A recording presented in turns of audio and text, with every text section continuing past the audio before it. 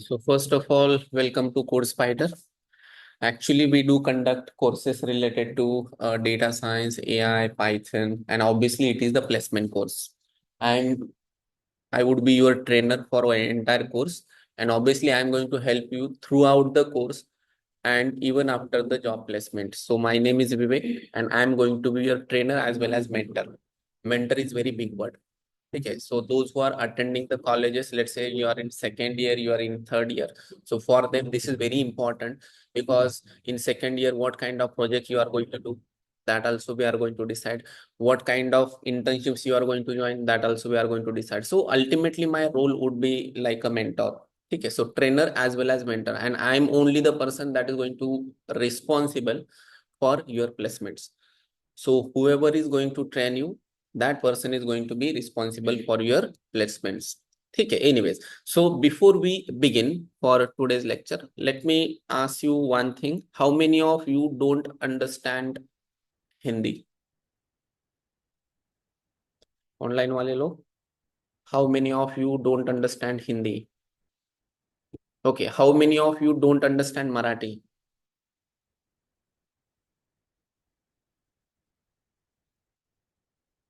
अरे वाह, गुड. सारे लोग मराठी जानते हैं. ठीक है, मैं क्यों नाम दे, मुझे तो पता ही नहीं है ये लोग. ठीक है, सिर्फ विशाल को मैं जानता हूँ यहाँ पे. Okay. ठीक है. So why I'm this asking this to you is because we need to decide the communication language. So obviously I'm going to use English compulsory. वो तो रहेगा English as well as second language I'm going to use is either Hindi or Marathi.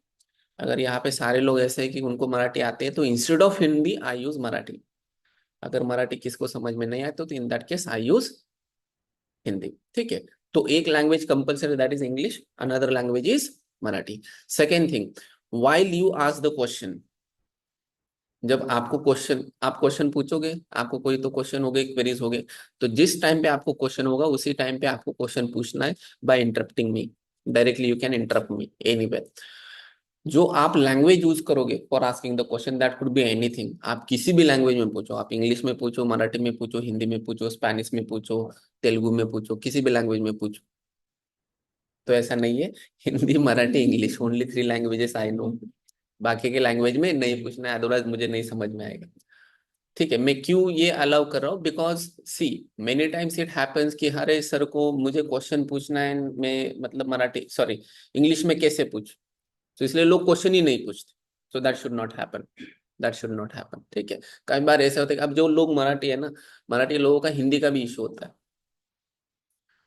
तो इसलिए मराठी में question पूछा, that is totally fine. कोई भी language में आप क्वेश्चन पूछो. ठीक है. जिस लैंग्वेज में क्वेश्चन पूछा, I will reply in either English और हिंदी और Marathi, what ever it is. ठीक है. So communication language clear. ठीक. अब आज हम डिस्कस करने वाले हैं हमारा पहला डेमो लेक्चर, जो आपका बैच आईडी है, दैट इज DSML 45. ठीक है. मतलब actually this is what ID is, data science machine learning वाला हमारा कोर्स है. And 45 is the batch number. तो इससे पहले 44 बैचेस आइदर फिनिश हुए या तो चल रहे हैं. 43 एंड 44 स्टिल रनिंग बिकॉज आपके पीछे वो बैचेस. एंड 42 तक बैचेस फिनिश हुए. तो ये 45 इज योर बैच आईडी. ये क्यों इंपॉर्टेंट है, बिकॉज बाद में आप अगर आप किसी सपोर्ट के लिए यहाँ पे कॉल करते हो कि मुझे ये जानना है वो जानना है, तो पहले पूछेंगे किस बैच के बारे में आप बोल रहे हैं. ठीक है. So your batch ID is 45. This is going to be your first demo lecture. अब डेमो लेक्चर मतलब सबसे पहले जान लो, लोगों को लगता है कि डेमो लेक्चर मतलब एक फिक्स लेक्चर है. नहीं, डेमो लेक्चर मतलब ऐसा होता है कि हमारा कोर्स स्टार्ट हो चुका है आज से. We have already started with our course from today. तो आज से हम स्टार्ट करेंगे. तो आज लेट्स से कि हमने कुछ बेसिक डिटेल्स देखे अबाउट डेटा साइंस, कल हमने कोर्स के रिलेटेड देखा, उसके बाद में पाइथन स्टार्ट किया. तो ऐसे 4 लेक्चर आपको डेमो लेक्चर मिल जाते हैं. ठीक है. एंड उसके बाद में आपको एडमिशन लेना था, मतलब आपके जो लेक्चर है वो कंटिन्यू रहेंगे. ऐसे मत सोचो कि आज डेमो लेक्चर हुआ है मतलब अब कल का लेक्चर करने की जरूरत नहीं. नो, हमारा कोर्स स्टार्ट हो चुका है आज से. We are already started from today only. ठीक है. सिर्फ पहले जो 4 लेक्चर होते हैं मेरे कोर्स के, वो कोई भी अटेंड कर सकता है, दैट इज फ्री. ठीक है. तो डेमो लेक्चर्स मतलब ऐसे मत समझना कि आज आए मतलब कल नहीं आना है. हमारा कोर्स स्टार्ट हो चुका है. ठीक है. सो ये जो डेमो लेक्चर है, इसमें से जो हमारा आज का पहला लेक्चर है, फर्स्ट डेमो लेक्चर, इसमें हमारा आज का एजेंडा रहेगा कि understand what is data science is basically, what is data science is. अब डेटा साइंस में लिख रहा हूँ बट काफी सारे टर्म्स है इसमें। आपने सुना होगा data analyst is there, data engineer is there, AI engineer is there, machine learning engineer is there, ऐसे काफी सारे टर्म्स आपने सुने होंगे। तो बेसिकली मैं जब डेटा साइंस बोल रहा हूँ तो it is like a big umbrella and उसके अंदर ये सारे लोग आते हैं। तो आज हम डिस्कस करने वाले exactly about this terms. Before before exactly we start, before exactly we start, हमें पता होना चाहिए कि हम कौन से टर्म्स के बारे में डिस्कस करें। अगर मैं बोल रहा हूँ AI and data science, obviously there is some difference. अगर मैं बोल रहा हूँ data analytics and data science, obviously there is some difference. तो ये टर्म्स में थोड़ा थोड़ा डिफरेंस है, grey difference is there, not a clear boundary.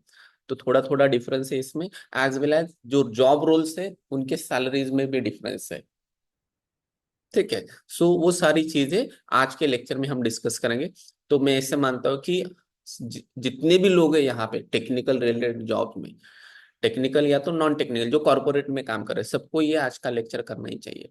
सबको पता ही होना चाहिए कि डेटा साइंस मतलब है क्या, एआई मतलब है क्या, ये क्या कर रहा है आजकल दुनिया में, something like that.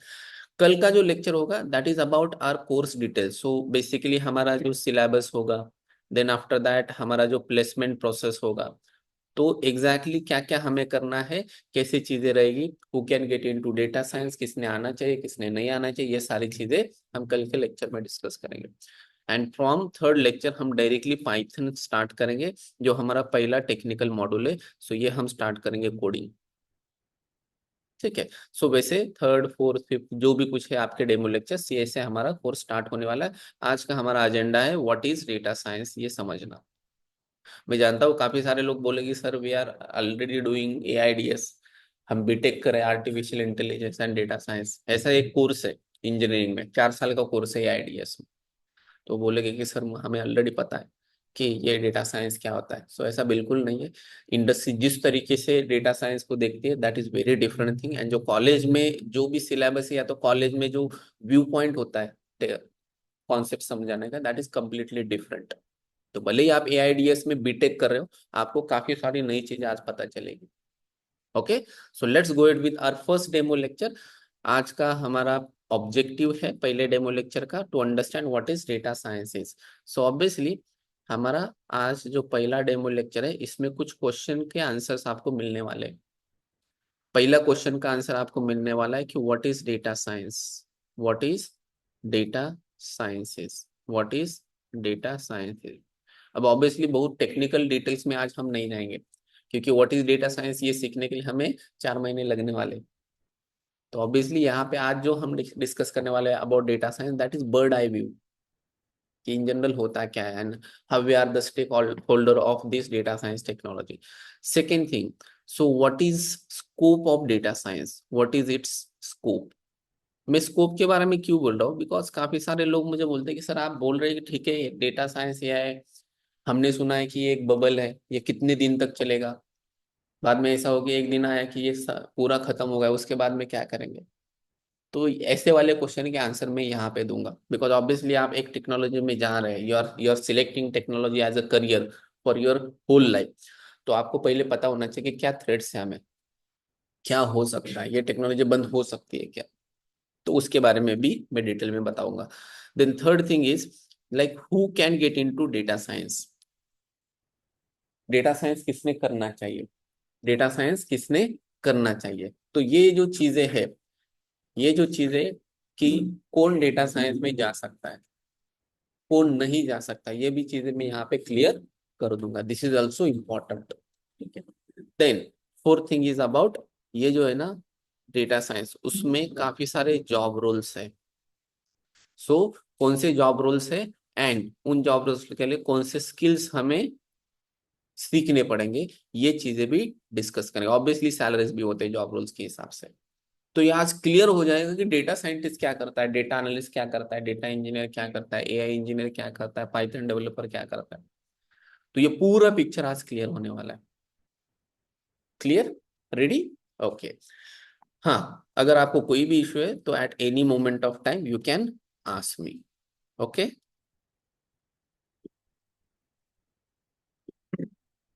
Now let's go ahead. So what is data sciences? What is data sciences? आपको क्या लगता है डेटा साइंस मीन्स व्हाट?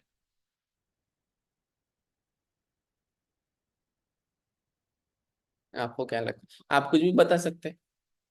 आपने अगर धुरंधर का स्टोरी भी बता दिया तो मुझे मानना पड़ेगा। क्यों? क्योंकि हमारा पहला लेक्चर है। आप बोलेगे हमें वैसे भी पता नहीं, हमें जितना पता था उतना बता दिया, दैट इज टोटली फाइन। क्या लगता है व्हाट इज डेटा साइंस? अच्छा डेटा कलेक्ट करून फ्यूचरचं प्रेडिक्शन करेल. Okay, so we are predicting about the future. Very good.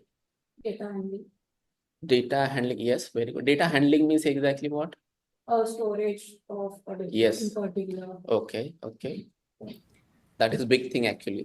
People don't give much time to understand those things कि हम data कैसे store करें, कैसे access करें. That is very important thing. Data science means collecting data from different sources, then cleaning the data, making some insights from that, finding the pattern, and based on that, we can make the future decisions, business decisions. Perfect. If we can take an example of any food delivery company or suppose Zomato, Okay. so based on the customer rating, they can decide the which restaurant and cafe has the lower rating. So for lower rating, they can give any discounts or offers for that. So Okay. likewise, they can make the decisions. Okay. Very good. Very good. Next.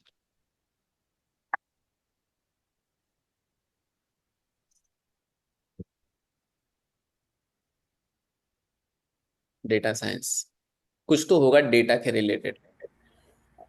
how to we are use and how we making the different files, otherwise how to manage the data, and we are doing how to work. Okay, so data management ultimately.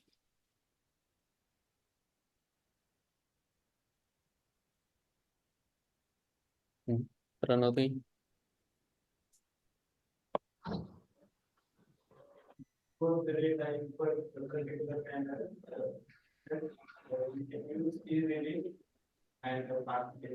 Okay, so storing and accessing the data. शॉर्टमध्ये कसं placement करता येईल. Very good thing. Very good thing. How we can store data in abstract way. It's very good. ठीक है। अब हम क्या करते हैं, ये जो है ना, ये काफी लोगों को ऐसे लगा हो कि सारे काफी टेक्निकल वर्ड्स है। someone might be using the platforms already, let's say कि कुछ डेटा एनालिस्ट ऐसा काम कर रहे हैं तो उनका थोड़ा सा वर्डिंग अलग होगा, जो आप सोच रहे हो उसका वर्डिंग अलग होगा। तो डोंट वरी, मैं क्या करता हूँ, इसको थोड़ा सा हम डे टू डे लाइफ के हिसाब से समझते हैं कि व्हाट इज डेटा साइंसेस। तो आप किसी भी बैकग्राउंड से है, डजेंट मैटर, आप डेटा साइंस आपको ऑलरेडी पता है, भले आपने बताया नहीं अभी, still you already know about the data science. क्यों? मैं आपको बताता हूँ। देखो, जो भी आजकल आप सारे लोग स्मार्टफोन यूज कर रहे हैं, ऐसा कोई भी नहीं होगा कि जो स्मार्टफोन यूज नहीं कर रहा है। स्मार्टफोन, मोबाइल फोन यूज कर रहे हैं ना आप। अगर आप मोबाइल फोन यूज कर रहे हैं मतलब you are already stakeholders of data science technology. Data science technology की आप ऑलरेडी स्टेक होल्डर्स। कैसे? मैं आपको बताता हूँ। देखो, यहाँ पे ज्यादा टेक्निकल जिसे मैं नहीं बताऊंगा, इन जनरल मैं as a bird eye view आपको देने वाला हूँ व्हाट इज डेटा साइंसेस। तो मैं क्या करता हूँ, जो भी आप मोबाइल फोन यूज कर रहे हैं या तो लैपटॉप यूज कर रहे हैं, वहां पे जितने आप एप्स यूज कर रहे हैं, तो वहां पे डेटा साइंस कैसे यूज किया जाता है मैं आपको इन जनरल बताता हूँ। आपको ये सारी चीजें क्लियर हो जाएंगी। अभी जो लोगों ने बताया कि this is how we store the data, this is how we access the data, this is how we summarize the data, something like that. तो ये सारी चीजें क्लियर हो जाएगी। सो आपका जो मोबाइल फोन है इसमें काफी सारे एप्स है। तो लेट्स डिस्कस कि ये जो एप्स है ना, ये apps how they are making money, ये पैसे कैसे कमा रहे हैं वो समझते हैं। एंड एक बार ये पैसे कैसे कमाते हैं ये आपको समझ में आया, तो ऑब्वियसली आपको वो स्किल्स गैदर करने सो दैट वो पीपल आपको हायर करेंगे, कंपनीज आपको हायर करेंगे। वो हमें देखना पड़ता है। अगर हम कोई भी टेक्नोलॉजी चूज करते तो पहले ये देखो कि लोगों के काम की टेक्नोलॉजी है कि नहीं। यस, अगर आज मैं सोचूं कि नहीं मुझे फोर्ट्रान लैंग्वेज आज सीखना है, अरे फोर्ट्रान तो यूजलेस हो गया आजकल। फोर्ट्रॉन एक प्रोग्रामिंग लैंग्वेज था, पास्कल एक प्रोग्रामिंग लैंग्वेज था, आज के जमाने में ये यूजलेस है। भले आप कितना भी एक्सपर्ट हो, उसमें कोई जरूरत ही नहीं कंपनीज को आपकी, उस स्किल की कोई जरूरत ही नहीं है। तो basically we need to understand कि कंपनीज को क्या चाहिए, जो कंपनीज को चाहिए वो सीख।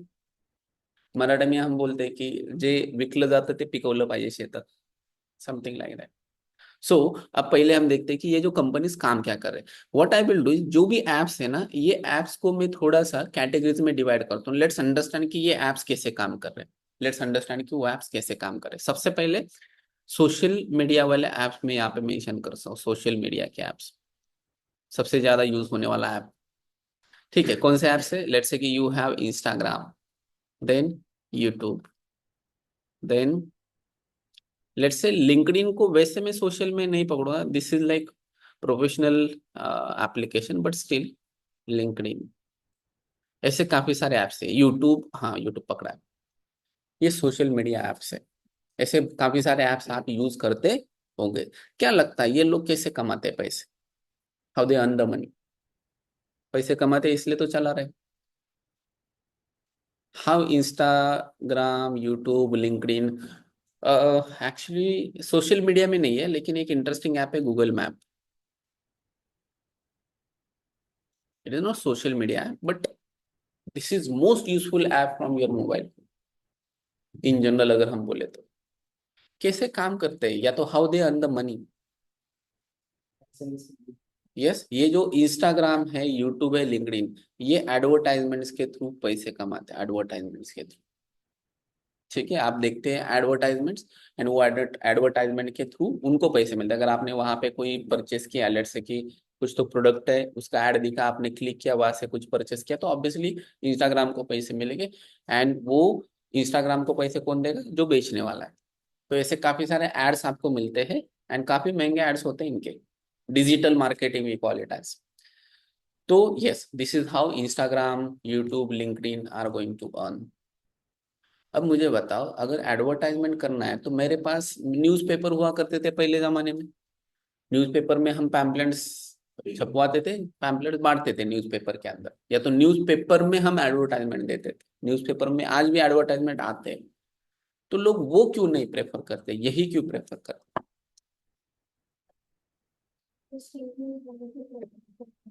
बिकॉज सर विजुअलाइज होता है, और लोगों के दिमाग में जब विजुअलाइज होता है तो ज्यादा इफेक्ट होता है. पेपर में हम वैसे प्रॉपरली कर सकते हैं, तो पैम्पलेट्स में प्रॉपरली हम एनिमेटेड वे में दिखा सकते हैं. Yes.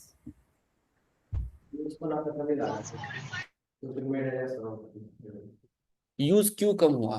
करेक्ट है, न्यूज़पेपर लोग कम यूज कर रहे हैं, सोशल मीडिया ज्यादा यूज कर रहे हैं. अल्टीमेटली उसी का आंसर चाहिए.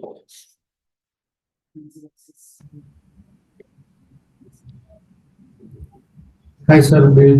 This is my because of live data, like they are able to see the details lively. नहीं, आपका, आप आगे का बोल रहे हैं. मुझे लेट्स से कि मुझे किसी चीज का एडवर्टाइजमेंट करना है, I am selling one product. तो मैं जो भी पेपर है, न्यूज़पेपर, उसमें एडवर्टाइजमेंट देने से बेटर बेटर मैं लाइक प्रेफर करता हूँ कि इंस्टाग्राम पे एडवर्टाइजमेंट करो. बिकॉज इंस्टाग्राम का महंगा आता है. इंस्टाग्राम पे सर कस्टमाइज ऑर्डर रहेगा, सॉरी ऐड रहेगा as per your need, like Yes. What data you have shared, Yes, what you are searching, where you are going, accordingly they can show you which exactly, destination you want to. So that's the preference. exactly. Let's say कि मेरा कोई ऐसा product है कि वो local product है, and वो local product मुझे सिर्फ बेचना है, लेट्स से आंबेगांव में. लेट्स से आंबेगांव में, आंबेगांव मतलब पुणे में आंबेगांव, ठीक है, ऑनलाइन वाले लोगों के लिए बता रहा हूँ. आंबेगांव है, मुझे सिर्फ आंबेगांव में बेचना है. अब मेरे पास पेपर वाला ऐसा सिस्टम नहीं कि सिर्फ वो आंबेगांव में ही जाता है. अगर मैं पेपर में एडवर्टाइजमेंट करूंगा तो पुणे, पूरे पुणे में जाएगा, पुणे सिटी में जाएगा, या तो पुणे डिस्ट्रिक्ट में जाएगा, अननेसेसरी. लेट्स से कि मुझे ऐसे चाहिए कि वो जो मेरा प्रोडक्ट है ना, वो सिर्फ छोटे बच्चों के लिए, लेट्स से मतलब किड्स के लिए, 14 to 18 एज वाले, या तो 18 एज के अराउंड. तो अगर वो प्रोडक्ट सिर्फ किड्स के लिए, तो एडवर्टाइजमेंट सिर्फ किड्स के पास जाना चाहिए, या तो उनके पेरेंट्स के पास जाना चाहिए, समथिंग लाइक दैट. पेपर में वो कस्टमाइजेशन मेरे पास नहीं है, न्यूज़पेपर में. तो मुझे क्या चाहिए? सिर्फ वही इंस्टाग्राम यूजर चाहिए कि वो उस स्पेसिफिक एज कैटेगरी में आते हैं. अब ये पॉसिबल है क्या न्यूज़पेपर के केस में? न्यूज़पेपर में ऐसे बोल सकते हैं कि अरे ये जो 4 घर ना, यहाँ पे जो न्यूज़पेपर है वहां पे मत देना एडवर्टाइजमेंट, ये 2 लोग हैं इनके न्यूज़पेपर में दे. ऐसे छपवा सकते हैं हम? न्यूज़पेपर नहीं छपवा सकते. लेट्स से कि for example I am like, let's say for example I am selling AI course, let's say, तो उसमें मुझे क्या करना है, वो सिर्फ आईटी प्रोफेशनल को बेचना है, तो मुझे प्रोफेशन भी सिलेक्ट करना है कि जो लोग आईटी में ऑलरेडी काम कर रहे हैं, जो सपोर्ट में काम कर रहे हैं या तो बैक ऑफिस में काम कर रहे हैं, टेस्टिंग में काम कर रहे हैं, डेवलपमेंट में काम कर रहे हैं, तो उनको सिर्फ एडवर्टाइजमेंट जाना चाहिए। ये चीज न्यूज़पेपर से कर सकते हैं क्या? न्यूज़पेपर बोल सकते हैं कि अरे तू पहले पूछ के वो इंजीनियर है कि नहीं तभी पेपर दे, अदरवाइज पेपर मत दे। ऐसे बोल सकते हैं क्या? नहीं। This kind of customization we don't have in traditional marketing, not possible with traditional marketing, not possible with traditional marketing. Traditional marketing मतलब ये पेपर में एडवर्टाइजमेंट देना हो या तो बैनर्स लगाना हो, रोड के साइड पे बैनर्स, वहां पे भी आपके पास ये ऑप्शन है। तो भले डिजिटल मार्केटिंग महंगा है, बट जो आपका रीच है ना, that is target oriented reach, कि मुझे एग्जैक्टली जिनको एडवर्टाइजमेंट दिखाना है उनके पास ही एडवर्टाइजमेंट जाएगा। ठीक है, so that is what your target audience is, something like that. So ये जो है ना, ये पॉसिबल क्यों हुआ? अब इंस्टाग्राम के पास हम क्यों गए? बिकॉज इंस्टाग्राम को पता है कि ये जो है ना, ये आंबेगांव में ही मुझे भेजना है, किड्स को ही भेजना है, या तो प्रोफेशनल जो भी है इंजीनियर्स है उनको ही सिर्फ भेजना है, समथिंग लाइक दैट। तो मुझे ये पता है कि इंस्टाग्राम ये कर सकता है, तो my next question is that Instagram ये क्यों कर पा रहा है? Yes, Because of data. Data. Instagram के पास ये डेटा है, इंस्टाग्राम के पास वो लाइक प्लेटफॉर्म है, फैसिलिटी है कि ये सेटिंग्स हम इंस्टाग्राम के साथ कर सकते हैं, ये सेटिंग्स हम यूट्यूब के साथ कर सकते हैं। So can I say कि because of this Instagram is earning lot of money, बहुत सारे पैसे कमा रहा है। This is the only thing, सिर्फ ये चीज है एक अकेली कि जिसके through Instagram is earning the money. Clear? अब मुझे बताओ, इंस्टाग्राम के पास डेटा तो है सबका, लेकिन अगर वो प्लेटफॉर्म नहीं बिल्ड कर पाएंगे टू कस्टमाइज योर एड्स, मतलब उनके पास ऐसा डेटा नहीं कि अगर मुझे आंबेगांव वाले लोग चाहिए तो आंबेगांव वाले लोग निकाल के दे दो, आंबेगांव में जितने इंजीनियर है वो निकाल के दे दो, तो ऑब्वियसली उसके लिए we need to operate on the data. Data के ऊपर मुझे काम करना पड़ेगा, डेटा से मुझे इन लोगों को फिल्टर करना पड़ेगा, सिलेक्ट करना पड़ेगा। आपको अगर एक्सेल पता है तो एक्सेल में ऐसे फिल्टर्स हम लगाते हैं, सो सिंपल। ठीक है, एंड उसके बाद में जब एडवर्टाइजमेंट दिखेगा तो उन एरिया में ही एडवर्टाइजमेंट दिखना चाहिए, या तो उस स्पेसिफिक मोबाइल फोन में ही वो एडवर्टाइजमेंट आएगा। हर एक, अगर मैं अलग प्रोफेशन से हूँ, आप अलग प्रोफेशन, आपके मोबाइल में दिखेगा, मेरे मोबाइल में नहीं दिखेगा। So why this is possible? Because इन्होंने डेटा के ऊपर काम किया है। अगर इन्होंने डेटा के ऊपर काम नहीं किया तो ऑब्वियसली हमारा जो व्यू था टारगेट ओरिएंटेड मार्केटिंग, वो पॉसिबल नहीं होगा। एंड अगर वो पॉसिबल नहीं तो मैं बोलूंगा अरे ये जो न्यूज़पेपर है ना उसमें तो सस्ता है, वहां पे जाता हूँ मैं एडवर्टाइजमेंट के लिए। तो ऑब्वियसली इंस्टाग्राम ने ये चीज इंप्लीमेंट की है। तो मुझे बताओ यहाँ पे कौन से लोग होंगे कि जिन्होंने इंस्टाग्राम के लिए ये प्लेटफॉर्म अवेलेबल करके दिया या तो डिजाइन किया? तो वो लोग है डेटा साइंटिस्ट, वो लोग है डेटा। अब हम जो अभी डिस्कस कर रहे हैं that is very small thing, इसके पीछे बहुत सारी चीजें होती है। तो डेटा साइंटिस्ट मतलब जो डेटा को समझ सकता है उसके हिसाब से that can take actions, simple चीज। सो डू यू एग्री कि इंस्टाग्राम, यूट्यूब, लिंक्डइन ये वाले जो एप्स है they are just earning because of the data? इनके पास डेटा इसलिए ये कमा रहा है। आज का बिजनेस मॉडल ही वही है, कोई भी आप प्लेटफॉर्म ले लो, they are just earning the money because of data. कोई भी प्लेटफॉर्म आएंगे हम एक एक डिस्कस करते हैं। उससे पहले और एक interesting question, what do you think how Gmail is, sorry Google map is earning? Google map कैसे अर्न करता है? हमने पैसे पे किया क्या कभी गूगल मैप को? नहीं पे किया। एक्चुअली वो काम ऐसा करता है, तो अगर उसने बोला कि हम पैसे लेंगे तभी भी हम उसको परचेस करेंगे Google map, that is very useful actually.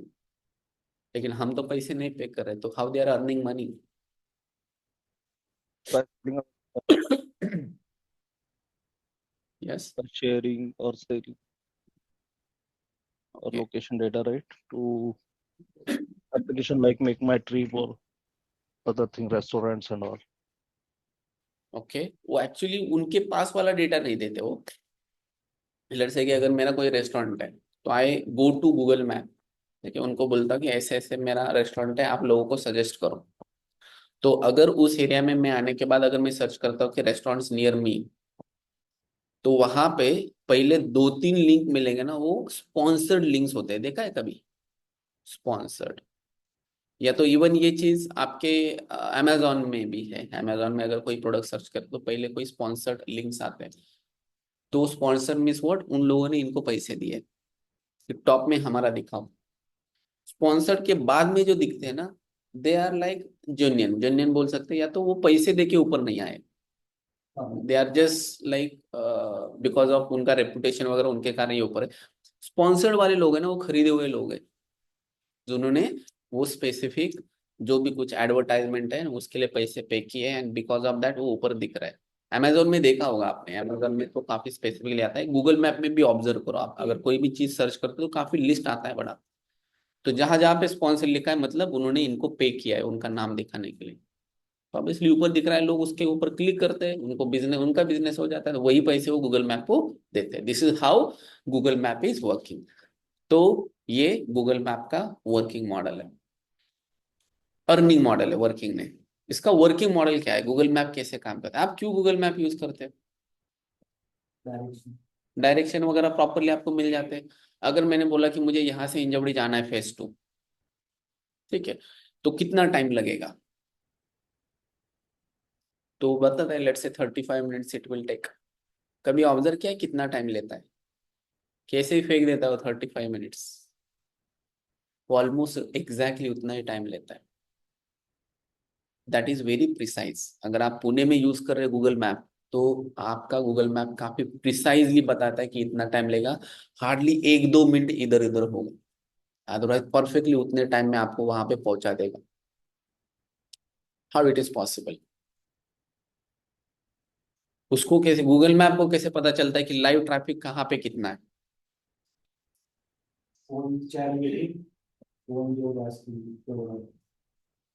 Okay, live traffic सब जगह पर उसका देखना है, सब जगह पर लाइव ट्रैफिक।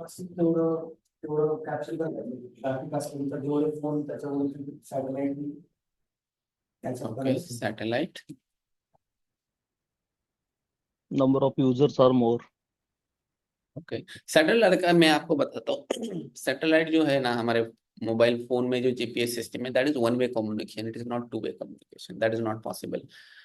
हमारे फोन में जो लोकेशन हमारा दिख रहा है, सो वो location is been calculated by our mobile phone.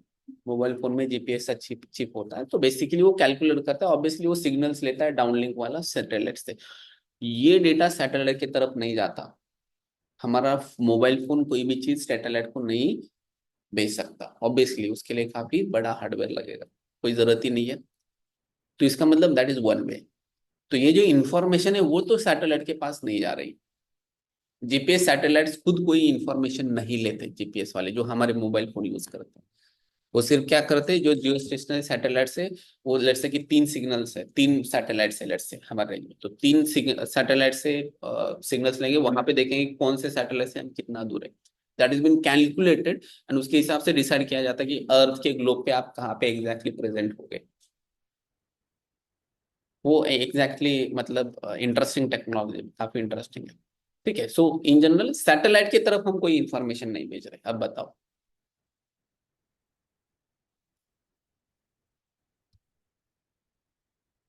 Google को कैसे पता चलता है कि वो आप पे आप बताते हो? आप ट्रैवल कर रहे हैं ना, लेट्स से फॉर एग्जांपल एक स्क्वायर पे आप अटके हुए हैं, फॉर एग्जांपल वहां पे हुआ है एक्सीडेंट, तो वहां पे अटके हुए हैं, तो आप बताते हैं गूगल को कि यहाँ पे ट्रैफिक जाम है। अब आप बताते मतलब ऑब्वियसली आप नहीं बताते, आपका मोबाइल फोन बताता है। सो आपका mobile phone is always connected to Google map, let's say you are using Google map, तो गूगल मैप के पास आपका इंफॉर्मेशन जाता है। गूगल मैप के पास कैसे जाएगा? आपके इंटरनेट के थ्रू। आपका मोबाइल कनेक्टेड है, आपके मोबाइल को पता है what is your location is, so आपका लोकेशन है ना कंटिन्यूसली शेयर किया जाता है विद द गूगल। अब गूगल के पास सारे यूजर्स हैं, जितने भी लोग गूगल मैप यूज कर रहे हैं सबका डेटा जा रहा है। अब ऐसे कंसिडर करो कि हम आ रहे एंड पहले तो हम जा रहे थे 40-50 किलोमीटर पर आवर के स्पीड से, जैसे ही जहां पे एक्सीडेंट हुआ है वहां पे हम गए तो हमारा स्पीड हो गया 0, एंड लेट्स से पिछले 10 मिनट तक 0 ही है, वो हम वहां पे ही है। तो ये जो डेटा जा रहा है कंटिन्यूसली कि आपका लोकेशन क्या है, उससे आपका स्पीड भी निकाला जाता है, ठीक है, एंड ये भी निकाला जाता है कि वहां पे कितने एट द टाइम कितने लोग हैं वहां पे। तो अगर आप मूव नहीं हो रहे उस स्पेसिफिक रोड पे, तो उसके हिसाब से वो बताता है कि अरे यहाँ पे कोई तो इश्यू हुआ है, यहाँ पे ट्रैफिक जाम है। अब ट्रैफिक जाम है तो अगर आप पहले लेट से कि 2 मिनट के लिए वेट करते तो थोड़ा सा कलर हो जाएगा ऑरेंज, और ज्यादा वेट करते या तो वहां पे और ज्यादा व्हीकल्स आते हैं तो उस केस में कलर थोड़ा सा रेड हो जाएगा, और ज्यादा टाइम लगता है तो वो ब्राउन हो जाएगा। तो उसके हिसाब से उन्होंने कलर कोडिंग किया है। तो आपका मोबाइल फोन ही बता रहा है गूगल वालों की कहाँ पे कितना ट्रैफिक है। अब देखो, ट्राई टू अंडरस्टैंड ना, it is very big thing. आपका मोबाइल फोन सिर्फ आपका लोकेशन भेज रहा है, आपके लोकेशन या तो आपके साथ में जो बाकी के लोग हैं रोड पे उनके लोकेशन को एनालाइज करके गूगल में आपको डिसाइड करना है कि अरे यहाँ पे कितना ट्रैफिक है एंड ये ट्रैफिक हटने के लिए कितना टाइम लगेगा, एंड जो लोग उस रोड से ट्रैवल कर रहे हैं उनके एक्सपेक्टेड टाइम में वो ऐड करना पड़ेगा। तो ये जो कैलकुलेशंस है, proper calculation, that is been done by Google cloud let's से।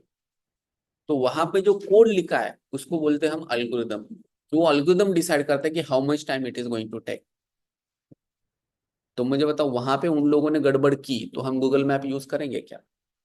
जिन लोगों ने वो सॉफ्टवेयर बनाए, जिन लोगों ने वो अल्गोरिदम्स बनाए, अगर उन्होंने ऐसा बताया कि ठीक है हिंजौड़ी जाना है ना, तो यहाँ से पहले खराड़ी जाओ, वहां के बाद फिर से घूम के वहां पे नॉर्थ पुणे जाओ, लेट्स से फॉर एग्जांपल, आप विमाननगर वाला सब कुछ घूम घूम के बाद में फिर से आओ हिंजौड़ी, आप यूज करोगे गूगल मैप? हमें पता है कि हमारे पास यहाँ पे शॉर्टकट है, डायरेक्टली हाईवे यहाँ से। तो ये अगर प्रॉपरली नहीं किया तो हम लोग गूगल मैप यूज नहीं करेंगे। तो इसलिए वो जो इंजीनियर्स है जो ये एल्गोरिथम डेवलप करे उनको बहुत ज्यादा सैलरीज दी जाती है टू डेवलप द थिंग। अब ये सारी चीजें प्रॉपरली बताता है। लेट्स से एक्सपेक्टेड टाइम, हमें पता है कि इसको आधे घंटे से ज्यादा नहीं लगना चाहिए, ये दिखा रहा है 2 घंटे, या तो लेट्स से कि ये दिखा रहा है 5 मिनट टाइम, हमें पता है कि it is about 15-16 kilometre from here, तो टाइम लगने ही वाला है, एंड वो लिख रहा है, वो बता रहा है हमें 5 मिनट्स, तो हम यूज नहीं करेंगे, हम बोलेंगे ये बकवास है, कुछ भी दे रहा है। तो ऑब्वियसली गूगल मैप के पास डेटा तो जा रहा है, लेकिन डेटा के ऊपर जो प्रेडिक्शंस हो रहे हैं, अगर वो प्रेडिक्शंस ठीक नहीं हो रहे तो हम उस ऐप को यूज नहीं करेंगे। तो ऑब्वियसली वो अल्गोरिथम्स प्रॉपरली काम करने चाहिए, एंड वो अल्गोरिथम्स कौन बना रहा है? ऐसा आदमी कि जिसको डेटा का अंडरस्टैंडिंग है, जो उस डेटा को प्रॉपर यस प्रेडिक्शन में या तो इंसाइट में कन्वर्ट कर सकता है। वो आदमी कौन है?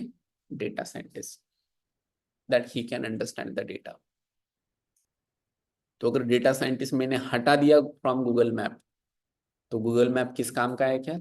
हमारे तो किस काम का नहीं है। Very big thing. तो ये बिजनेस मॉडल, कोई भी बिजनेस मॉडल ले लो, बाद में आके कहाँ पे रुकता है? डेटा के ऊपर रुकता है, ठीक है। नाउ नेक्स्ट थिंग, अगर मैंने कोई और कैटेगरीज बनाए, लेट्स से कि आपका दूसरा favourite category OTT platforms. OTT platforms, आपका फेवरेट ओटीटी प्लेटफॉर्म कौन सा?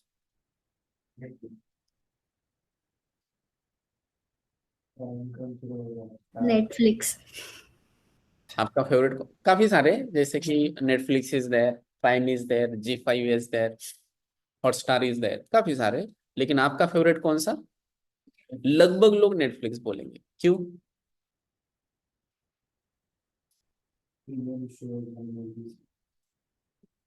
ओके, नेटफ्लिक्स क्यों? अगर आपने दो यूज किए ना, लेट्स से कि आपने प्राइम यूज किया, नेटफ्लिक्स यूज किया, क्या डिफरेंस है दोनों में? कंटेंट छोड़ दो, कंटेंट तो बाद में आ जाते हैं, अच्छे वाले लोग अच्छे तरफ की जाते हैं, सजेशंस। यस। अगर आपने नेटफ्लिक्स यूज किया एंड प्राइम यूज किया, तो देखो नेटफ्लिक्स एंड प्राइम में कंटेंट, ठीक है, कंटेंट बाजू में रखेंगे, मैं आपको बताता हूँ, एक्सप्लेन करता हूँ। लेकिन अगर आपने कंपेयर किया तो दोनों में नेटफ्लिक्स का जो रिकमेंडेशन है वो काफी तगड़ा रिकमेंडेशन है। मतलब अगर आपने उसको बताया कि मुझे ये चीजें पसंद आई है आज तक, तो वो जो नेक्स्ट बताएगा ना आपको, वो रिकमेंडेशन काफी सही होता है। Very proper recommendation system they have. वो चीजें बाकी यहाँ पे आपको उतनी प्रॉपरली नहीं दिखाई देंगे, नेटफ्लिक्स में काफी सही आपको रिकमेंडेशंस मिलते हैं। अगर आपने एक मूवी देखा, लेट्स से धुरंधर, तो आपको जो दूसरा नेक्स्ट रिकमेंडेशन होगा ना, वो जो आपको देखना है वही आएगा। आपको ऐसा लगेगा अरे इसको तो सब कुछ पता है, मुझे क्या पसंद है। तो ये काफी स्ट्रांग है इन केस ऑफ नेटफ्लिक्स। अब आप बोलोगे नेटफ्लिक्स के पास कंटेंट है, देखो जब स्टार्ट हुआ था ना ओटीटी का, तो सारे लोग सेम लेवल। प्राइम भी ऑलमोस्ट, मैं तो ऐसे बोल दूं कि प्राइम के पास अच्छे कंटेंट थे बिफोर नेटफ्लिक्स। लेकिन बाद में लोग नेटफ्लिक्स थोड़ा सा यूज करने लगे, नेटफ्लिक्स सबसे महंगा है, तभी भी लोग नेटफ्लिक्स यूज करते हैं। तो नेटफ्लिक्स इतना आगे क्यों गया, बिकॉज उनका रिकमेंडेशन काफी सही है। तो ये जो ओटीटी प्लेटफॉर्म्स है, तो उनके पास जो रिकमेंडेशन सिस्टम्स है, इसके ऊपर ये पूरा मॉडल बिल्ड हुआ है। देखो ओटीटी का ऑब्जेक्टिव एक है, ओटीटी का ऑब्जेक्टिव ये है कि एक बार आपने इंस्टॉल किया तो आपको अटकाना है उसमें। आपको पूरा मतलब उसमें एक बार आपने इंस्टॉल, लेट से कि नेटफ्लिक्स का आपने सब्सक्रिप्शन लिया, तो उस केस में बाद में 8 दिन आपको कुछ सूझेगा नहीं। तो उस तरीके से आपको रिकमेंडेशन देने, उस तरीके से आपको रिकमेंडेशन देने।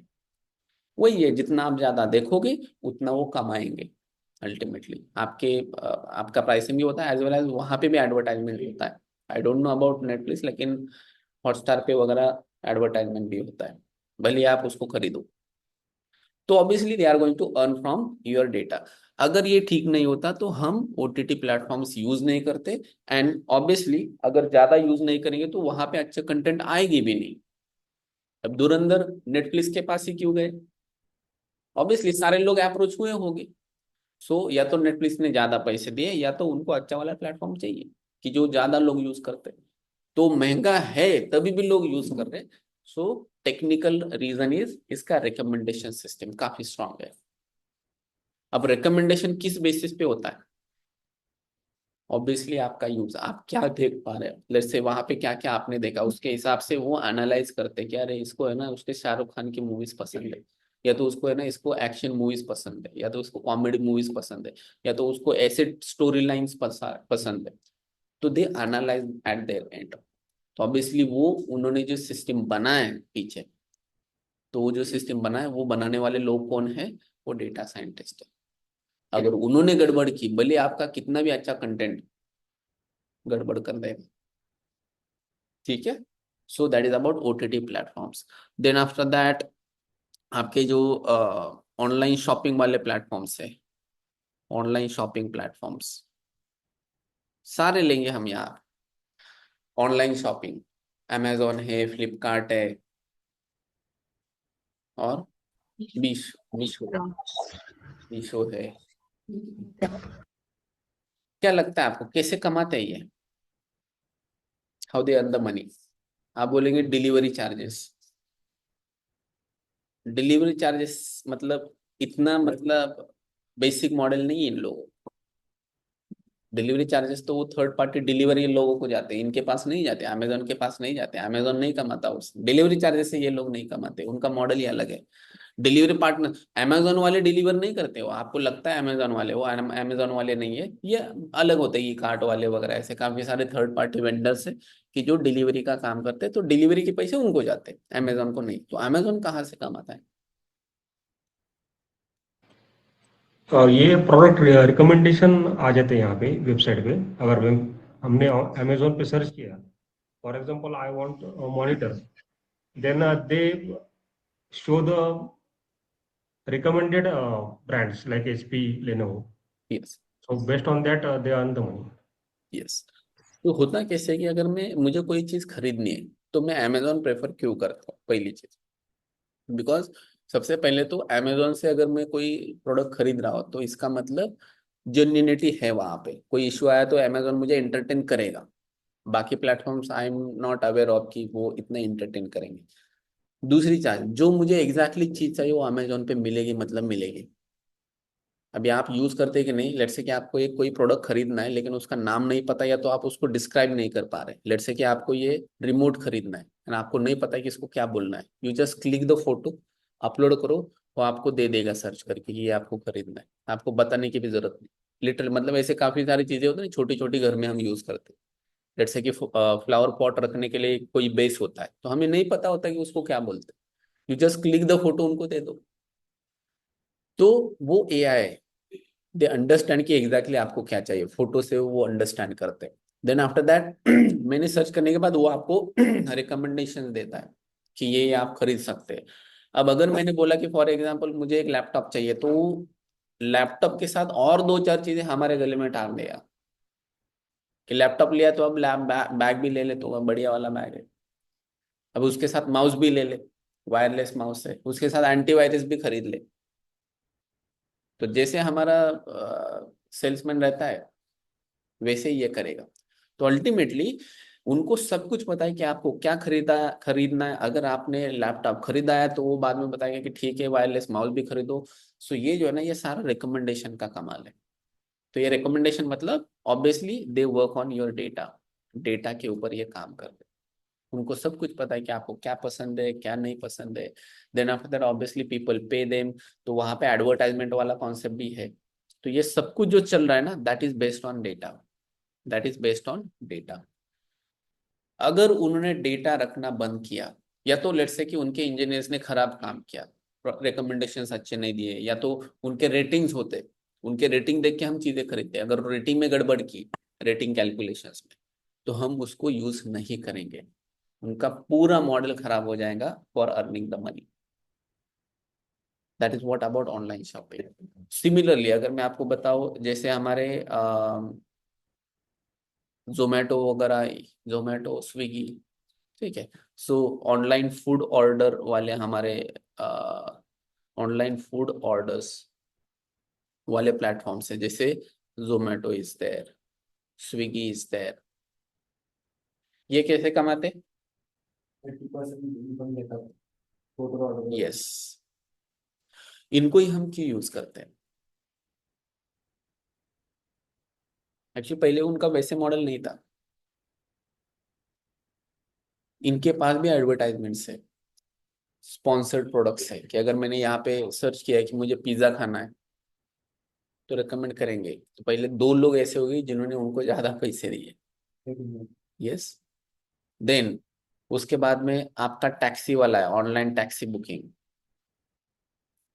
ऑनलाइन टैक्सी मतलब कौन से प्लेटफॉर्म्स? हाँ, Uber, Ola, Rapido, something like that. How they earn the money? Okay, नहीं हाँ, वो शेयर तो देना पड़ता है, बट उससे ज्यादा ये कब कमाते हैं पता है? When they earn. ओला उबर, अगर आप लेट्स से कि, अब हिंजवड़ी का मुझे पता है, हिंजवड़ी में अगर आप काम करने के लिए जाते हैं शाम को, लेट्स से कि आप जब ऑफिस से निकल रहे हैं, तो आप घर पे आना है, तो आपने सर्च किया कि हाँ मुझे अब यहाँ से कातरज जाना है, तो आपको दिख रहा है 400 रुपीज, आपको दिख रहा है 400 रुपीज। अब ऑफिस से नीचे आया, ठीक है, लिफ्ट में थे इसलिए आपने बुक नहीं की। लिफ्ट से बाहर आने के बाद, जब तक आप लिफ्ट में, तब तक लिफ्ट में थे, तब तक क्या हुआ कि बारिश स्टार्ट हो गई थोड़ी थोड़ी अचानक से। लिफ्ट में बाहर आने के बाद जब आप क्लिक करने लगे कि ठीक है अब मुझे बुक करनी है, तो ये जो 400 है वो सडनली बन जाता है 600। ऑब्जर्व किया क्या कभी ऐसा?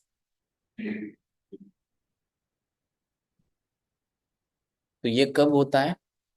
जैसे कि अचानक से बारिश स्टार्ट हुई, या तो पीक आवर्स में ऐसा हो जाता है।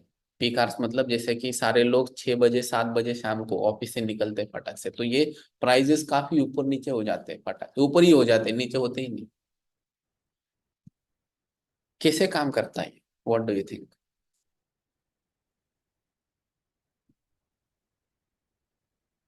वो जो लोग कमाते ना, इसमें ज्यादा कमाते।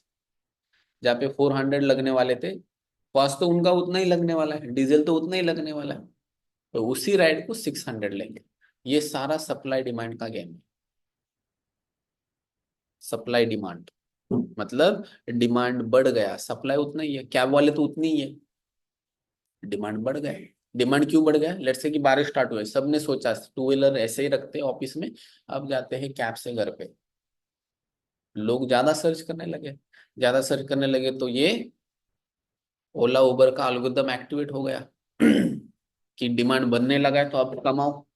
अब लोग अटक गए, तो ये कमाना स्टार्ट कर देते।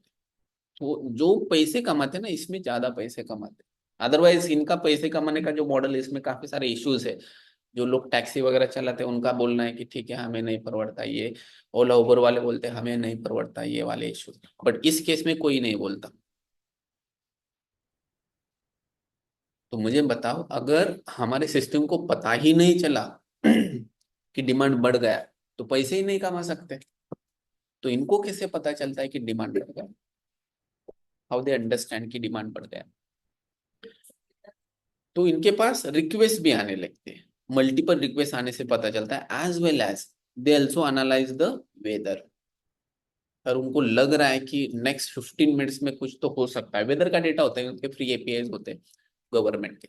अगर उनको ऐसा लगता है तो उस केस में दे अंडरस्टैंड यस डिमांड बढ़ने वाला है, एंड उसके accordingly they yes boost up the prices, prices बढ़ जाते हैं। अगर मुझे बताओ ये कौन से उनने इम्प्लीमेंट है, ऑब्वियसली ये इम्प्लीमेंट कौन करेगा? ये इम्प्लीमेंट करने वाले डेटा साइंटिस्ट। ऐसा वाला दिमाग डेटा साइंटिस्ट लोग लगाते हैं, पैसे कमा के दे दो कंपनीज को, सिंपल। ओके, तो ये जो चीज है, जैसे हम बोल सकते हैं कि यहाँ पे हमें ये सिस्टम इम्प्लीमेंट करना है, तो इसमें ही सारे ये ऑनलाइन टैक्सी वाले जो प्लेटफॉर्म से वो पैसे कमा रहे हैं, and they are just earning, they are just earning because of data. आप कोई भी ले लो, ऐसे बहुत सारे एग्जांपल्स है। आप मोबाइल फोन में जितने ऐप्स यूज करें ना, कोई भी ऐप निकालो आप, उनका जो अर्निंग मॉडल है वो डेटा के रिलेटेड है। ठीक है, इसलिए आपने बहुत जगह पे देखा होगा कि अगर कोई कंपनी ऐसे बोले कि we are not going to use your data, तो कंपनी चल ही नहीं सकती। They can't stand in the market.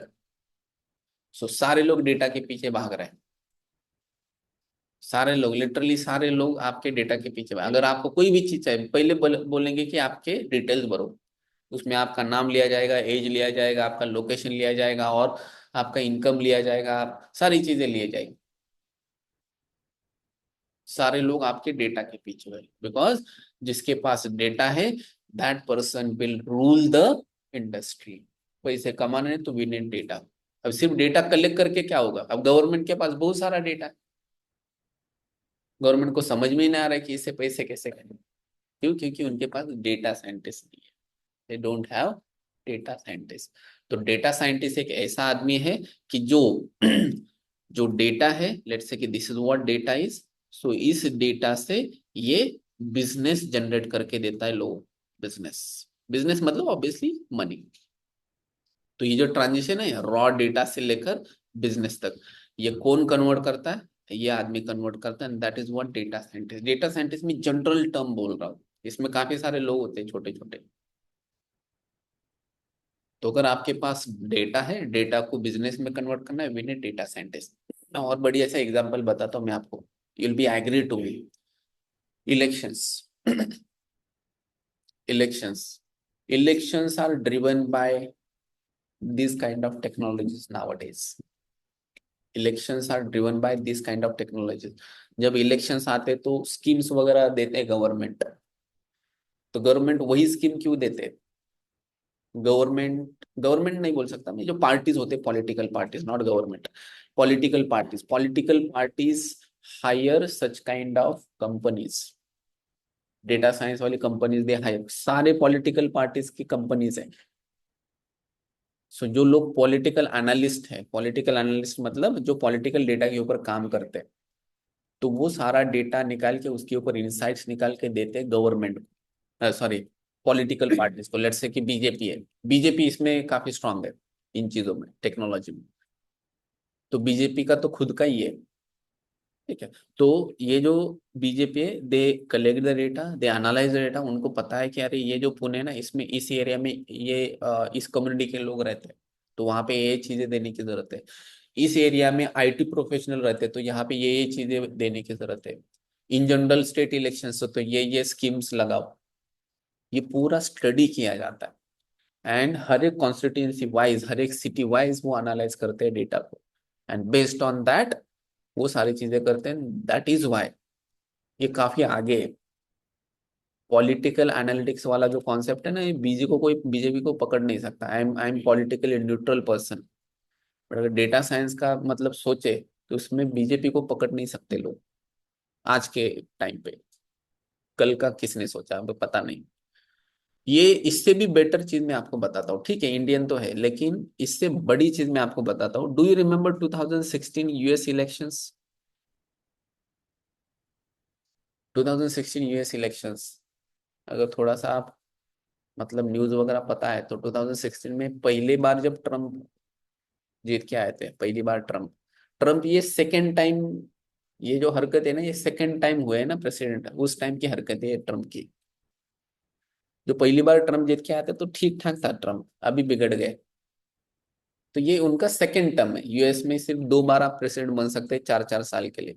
तो इससे पहले ट्रम्प जब प्रेसिडेंट थे 2016 टू 2016 में जब उन्होंने प्रेडिक्ट किया था यूएस के लोगों ने कि कौन जीत के आएगा, तो एक साइड पे ट्रम्प थे, दूसरे साइड पे हिलरी क्लिंटन थी। सब लोगों ने प्रेडिक्ट किया, वो सब लोगों को लग रहा था कि हिलरी क्लिंटन ही आएगी। दे आर डेमोक्रेट्स एंड जो ट्रम्प है they are from Republican party. तो उस टाइम पे डेमोक्रेट्स वेर वेरी स्ट्रांग, तो सब ने प्रेडिक्ट किया था हिलरी क्लिंटन आएगी। लेकिन जब रिजल्ट आया तब सारे लोग चौंक गए, सारे लोग मतलब पूरा दुनिया चौंक गए कि ट्रम्प जीत के आए थे उस टाइम। तो बाद में लोगों ने स्टडी किया कि हाउ इट इज पॉसिबल। तो उसके पीछे कौन था, ये था नेटफ्लिक्स पे एक documentary the great hack. Netflix पे एक डॉक्यूमेंट्री द ग्रेट हैक, वो जाके देखो आप, आपको पूरा समझ में आया कि एग्जैक्टली इन लोगों ने क्या किया। कैम्ब्रिज एनालिटिका सुना है? कैम्ब्रिज एनालिटिका एक कंपनी है, यूके बेस्ड कंपनी है कैम्ब्रिज एनालिटिका। तो डोनाल्ड ट्रम्प के लिए वो काम करते थे। तो उन्होंने क्या किया, फेसबुक से डेटा लिया। उनके पास ये डेटा था कि लेट्स से कि हम यूएस में रहते हैं, तो उन्होंने क्या किया कि हमारा सारा डेटा लिया कि हम कौन से पोस्ट को लाइक कर रहे हैं, हम किसको फॉलो कर रहे हैं, समथिंग लाइक दैट।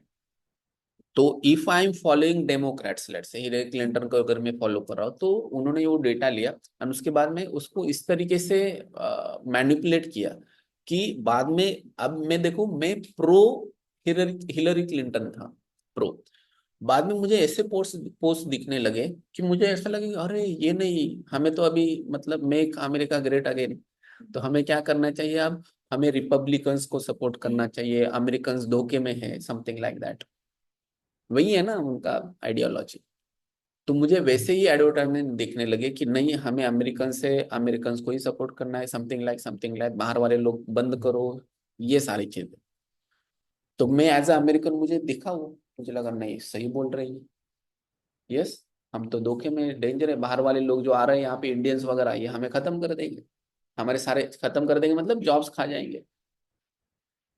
तो मैं बन गया प्रो रिपब्लिकन पार्टी एंड ऐसे मैनिपुलेट हुआ आपका जो भी था वो पूरा कैंपेन। एंड ये दुनिया में पहली बार हो रहा था, कोई अवेयरनेस नहीं।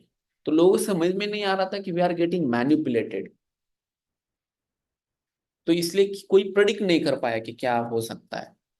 तो बाद में जाके लोगों ने स्टडी किया, तब सामने आया कि कैम्ब्रिज एनालिटिका, तब दुनिया को पहली बार पता चला कि डेटा को यूज करके हम पूरा इलेक्शन ही हाईजैक कर सकते।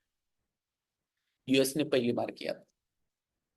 बढ़िया डॉक्यूमेंट्री है द ग्रेट हैक, ठीक है। एनीवेज, तो देखो डेटा क्या कर सकता है, दैट कैन डू एनीथिंग। अब इससे बड़ी चीज क्या हो सकती है दुनिया में, अभी आपको समझ में आ रही होगा ट्रम्प जिस तरीके से बिहेव कर रहा है, आपको समझ में आ चुका होगा कि यही दुनिया चला रहा है, यस, ठीक है। तो this is about where exactly we use the data science. अब हमने सिर्फ बर्ड आई व्यू लिया कि why data science is so important, क्यों लोग इसके पीछे है। क्योंकि अगर आपको पैसा कमाना है, आपको मतलब कंपनीज को अगर पैसा कमाना है, तो दे नीड अ डेटा। अब उनके पास डेटा तो आ रहा है, लेकिन डेटा को बिजनेस में कन्वर्ट करने वाले लोग चाहिए, एंड वो लोग कौन है, डेटा साइंटिस्ट, डेटा एनालिस्ट्स।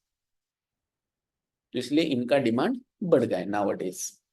ये जो डिमांड है ये भी आप समझ सकते हैं कि 2014-16 के बाद ही बढ़ा है। वैसे 2016 में बोलूँ विद स्पेसिफिक टू इंडिया, क्या हुआ था 2016 या तो बाद में 2016-17 में, ये हमारे ये जो सारे प्लेटफॉर्म्स है ये 16 के बाद ही टॉप में आ गए। इससे पहले आपने देखा था कभी कि ऑनलाइन आप फूड ऑर्डर कर रहे हो? आपने ऑनलाइन टैक्सी बुक किया, इतना नहीं था 16-17 पे, था ही नहीं। ये सारे बूम में आ गए 16-17 के बाद। ऐसा क्या हुआ इंडिया में 16-17 में कि हम, ये जो सारे प्लेटफॉर्म्स है ना, ये सारे इनके इन्वेस्टमेंट्स बढ़ गए, इनके प्राइसेस बढ़ गए। ऐसा क्या हुआ 16-17 में?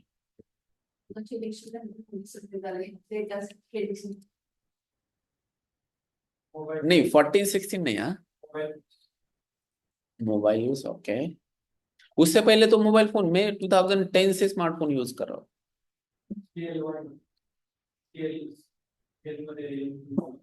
ओके नहीं, लगभग दुनिया के मतलब सॉरी इंडिया के सारे लोग 2013-14 में स्मार्टफोन ही यूज कर रहे थे।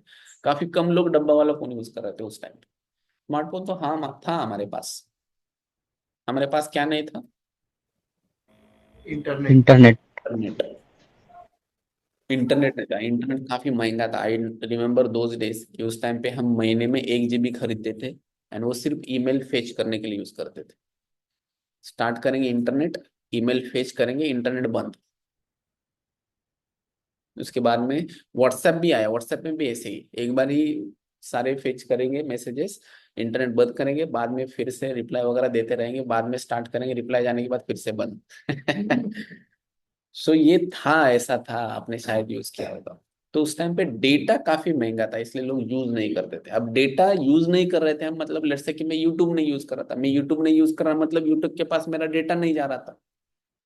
तो मेरा डेटा नहीं जाएगा तो ऑब्वियसली उनका बिजनेस ग्रो नहीं होगा। यहाँ पे 2016-17 में हमारे यहाँ पे इंटरनेट हो गया फ्री, जियो। जैसे ही जियो ने फ्री किया इंटरनेट, सब कुछ बदल गया इंडिया में। हर एक छोटा छोटा आदमी भी इंटरनेट यूज करने लगा। जहां पे आप लेट से कि मतलब चाय पीने के लिए जाते हो, वो भी बंदा इंटरनेट यूज करने लगा सब जगह पे। अब जैसे इंटरनेट यूज करने लगा वैसे डेटा बढ़ा। जैसे ही डेटा बढ़ा तो ये लोग फॉर्म में आ गए देन, कि जैसे ही ये डेटा बढ़ता है तो डेटा बढ़ने के बाद they can analyse data and business बढ़ गया। उससे पहले आपने सुना था digital marketing?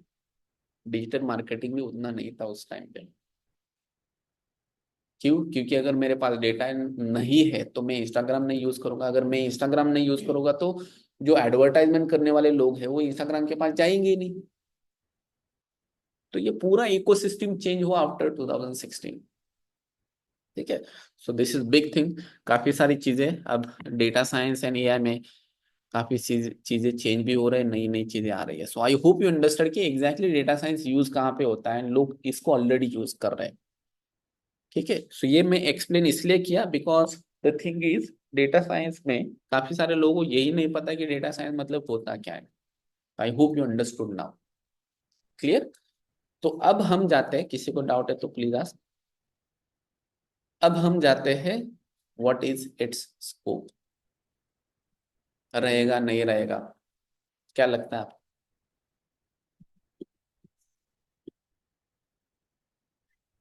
Data science, AI, जो भी टर्म्स है, जनरेटिव एआई भी, एलएलएम्स वगैरह है, क्या लगता है ये रहेंगे नहीं रहेंगे, खत्म हो जाएंगे? What do you think?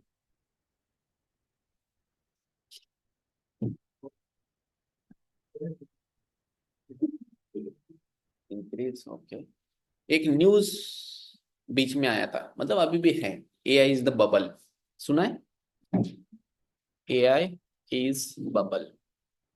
क्या है ये बबल है, ये फूट जाएगा एक दिन। काफी सारे लोग मुझे बोलते हैं, जिन लोगों को, जो नॉन टेक्निकल लोग हैं, जिनको मैं बताता हूँ कि I do train the people in AI data science, वो बोलते हैं कि अरे एआई तो बबल है। क्या लगता है आपको?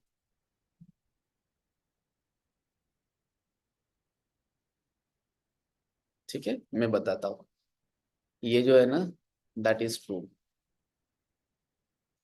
ये स्टेटमेंट सही है, एआई इज बबल। बट ये जो एआई है ना, ये एआई स्टॉक्स के बारे में बता रहा है। ये जो लोग बोल रहे हैं, that is they are talking about AI stocks, they are not talking about AI technology. पहले ये स्टॉक वाला कॉन्सेप्ट में बताता हूँ। देखो हुआ है क्या अभी फिलहाल, एआई में बहुत सारे प्रोजेक्ट्स हैं, and AI is entirely going to change the industry. मतलब जब एंड्रॉयड आया था तो एंड्रॉयड में पूरा दुनिया चेंज किया, आपका मोबाइल सिस्टम ही चेंज किया एंड्रॉयड ने। जब इंटरनेट आया तो लोगों ने पूरा इंटरनेट सिस्टम ही चेंज किया, सारे लोग ऑनलाइन जाने लगे, वेबसाइट्स वगैरह बनाने लगे। जब कंप्यूटर्स आए थे पूरा दुनिया चेंज हुआ। जो भी सारे लोग मैन्युअली पेपर वर्क करते थे वो सारे लोग कंप्यूटर पे शिफ्ट हुए। तो जब जब ऐसे टेक्नोलॉजी आते हैं ना पूरा चेंज होता है, पूरा सिस्टम चेंज होता है।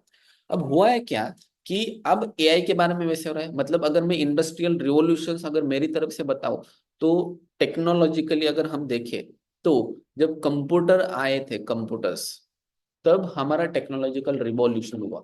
मतलब सारे लोग जो मैनुअल हिसाब किताब रखते थे वो सारे चले गए कंप्यूटर्स के ऊपर, सारी चीजें कंप्यूटर्स में स्टोर होने लगे। उसके बाद में सेकेंड हुआ था जब इंटरनेट आया, तो इंटरनेट आने के बाद सारे बिजनेसेस इंटरनेट पे चले गए। उसको हम बोलते हैं WWW बबल, 2000 का बबल था ये, 1999 से 2000। उसके बाद में नेक्स्ट आया था टेक्नोलॉजिकल रिवॉल्यूशन आपका एंड्रॉयड या तो स्मार्टफोन ऑपरेटिंग सिस्टम्स। मैं एंड्रॉयड बोलूंगा बिकॉज काफी सारे यूजर्स है। कंप्यूटर्स का मैं बोलूँ तो दैट इज अबाउट 1980s। ठीक है, अगर मैं इंटरनेट बोलूँ तो 1995 के बाद में इंटरनेट लगभग आने लगा। एंड्रॉयड अगर बोले तो 2010 के बाद आने लगा लगभग। ये टेक्नोलॉजिकल रिवॉल्यूशन लगभग 10 इयर्स के बाद। दीज आर टेक्नोलॉजिकल रिवॉल्यूशन, मतलब पूरी दुनिया को चेंज करने वाले टेक्नोलॉजीज। यस। अब होता क्या है कि अब आजकल लोग काफी अवेयर हुए, स्टॉक्स में पैसा वगैरह इन्वेस्ट करते हैं। अब अगर मुझे समझ में आ चुका है कि अब एआई में सारा रिवॉल्यूशन आने वाला है, सारे लोग एआई में इंप्लीमेंट, सारी कंपनीज एआई की तरफ शिफ्ट हो रही है, everyone is shifting to the AI, that is उनको ऑप्शन ही नहीं एआई को अडॉप्ट करने के सिवा। अब इससे होता क्या है कि एआई कंपनीज के जो स्टॉक्स है ना ऊपर चले जाते हैं। एनवीडिया, अब एनवीडिया एआई में काम नहीं करता है, एनवीडिया एआई को ट्रेन करने के लिए जो हार्डवेयर होता है ना वो डेवलप करते हैं। तो इसलिए एनवीडिया का स्टॉक देखो आप, जैसे एआई आने लगा 2016-17 के बाद, 17-18 मोर स्पेसिफिकली, क्योंकि ट्रांसफॉर्मर आर्किटेक्चर एलएलएम का आर्किटेक्चर आया था 2016 में। उसके बाद में डेवलपमेंट स्टार्ट किया ओपन एआई ने, तो 2017-18 में लगभग समझ में आने लगा कि इसके लिए काफी बड़ा हार्डवेयर की जरूरत है, तो Nvidia started working on it. 2018 के बाद एनवीडिया का अगर आपने स्टॉक का पैटर्न देखा 2016 के बाद 17 के बाद, तो ये ऐसा है क्योंकि उसका बिजनेस बढ़ने वाला है। अब लोगों ने क्या किया कि जैसे उनको लगा कि एआई में बबल आने वाला है, जहां जहां पे एआई लिखा हुआ है वो सारे कंपनीज में इन्वेस्टमेंट करना स्टार्ट किया। अब एनवीडिया में ठीक है, माइक्रोसॉफ्ट में ठीक है, गूगल में ठीक है, ऐसे छोटे छोटे कंपनीज के लोगों को लिटरली पता भी नहीं है कि एग्जैक्टली क्या काम करते हो। उन्हें सिर्फ लगा दिया कि let's say XYZ company .ai, उनको लगा एआई की कंपनी, करो इन्वेस्ट। पैसे बहुत सारे लोगों के पास, हमारे पास नहीं है, बाकी दुनिया के पास बहुत सारे पैसे हैं, काफी सारा इन्वेस्टमेंट होता है इंडिया में स्टॉक्स में। अब हुआ कैसे है कि बाद में अब लोगों को समझ में आने लगा कि अरे ये कंपनी ना ये कोई काम कर रही है ना कुछ कर रही है, वो सिर्फ पब्लिक लिस्टेड कंपनी है, इसका कोई प्रॉफिट नहीं, कुछ नहीं कुछ नहीं। अब ये लोगों को समझने के लिए टाइम है, जिस दिन ये बाहर आएगा सारा तो ये पूरा क्रैश हो जाएगा। कौन? जो ये .ai वाले कंपनीज है जो एक्चुअली में कुछ काम नहीं कर रही। That is what AI bubble is. तो ये स्टॉक मार्केट रिलेटेड चीज है, ये टेक्नोलॉजी नहीं है, टेक्नोलॉजी बंद नहीं हो सकती। उसका एग्जांपल मैं देता हूँ। अब देखो यहाँ पे जैसे कि कंप्यूटर्स आए 1980s में, ऑपरेटिंग सिस्टम्स वगैरह आए, आपको पता होगा कि like Steve jobs and Bill Gates वगैरह, उनका वॉर, उन्होंने आपने देखे होंगे मूवीज वगैरह उनके। तो वो आया था 1980s 85 वाला जमाना। उस टाइम पे पूरा इंडस्ट्री चेंज हुआ। अगर मेरा अभी वाला जो थिंकिंग है कि यार ये टेक्नोलॉजी बंद हो सकता है क्या, अगर उस टाइम पे लोगों ने ये सोचा होता कि यार ये कंप्यूटर ये बंद हो सकते हैं आगे जाके, जिन्होंने सोचा कि नहीं भाई ये टेक्नोलॉजी में मैं नहीं जाऊंगा क्योंकि ये आगे जाके बंद हो सकता है, टेक्नोलॉजी तो बंद नहीं हुई, वो लोग बंद हो गए, खत्म हो गए। मैं एग्जांपल बताता हूँ आपको। लेट्स से कंप्यूटर रिलेटेड, ये कोडैक पता है आपको? कोडैक, कोडैक के फोन, सॉरी कैमरास हुआ करते थे, छोटे कैमरे ऐसे कोडैक के। What was their business model? आप लोग बोलेंगे सर ये डेटा साइंस का क्लास चल रहा है कि एमबीए का क्लास चल रहा है? ठीक है, पैसे कमाने हैं तो ऑब्वियसली लोगों को कैसे पैसे मिल रहे हैं वो पहले समझो। कोडैक का बिजनेस मॉडल था कि उनके पास जो रोल्स थे ना उसके थ्रू ये पैसे कमाते थे, रोल्स बेच के। अब हुआ क्या कि बाद में डिजिटल कैमरास आए, और वो जो रिवॉल्यूशन था ये 2000 से लेकर 2010 के बीच में हुआ डिजिटल कैमरास का। तो उस टाइम पे कोडेक वाले बोले कि अगर मैंने डिजिटल कैमरा लाया तो मेरा बिजनेस मॉडल खत्म, कौन सा रोल वाला, रोल कौन खरीदेगा। तो कोडेक वाले बोले नहीं, अगर मैंने टेक्नोलॉजी लाया तो मेरा ही बिजनेस जाएगा। तो ये बोले कि मैं नहीं लाने वाला डिजिटल कैमरा, सैमसंग ने लाया। अब हुआ ऐसे कि जब लोगों को पता चला डिजिटल कैमरा के फायदे कितने, पहले तो रोल की जरूरत नहीं, कितने भी खींचो कलर खत्म होगा क्या, मोबाइल का कलर खत्म हुआ है क्या फोटो निकालते निकालते, कभी नहीं।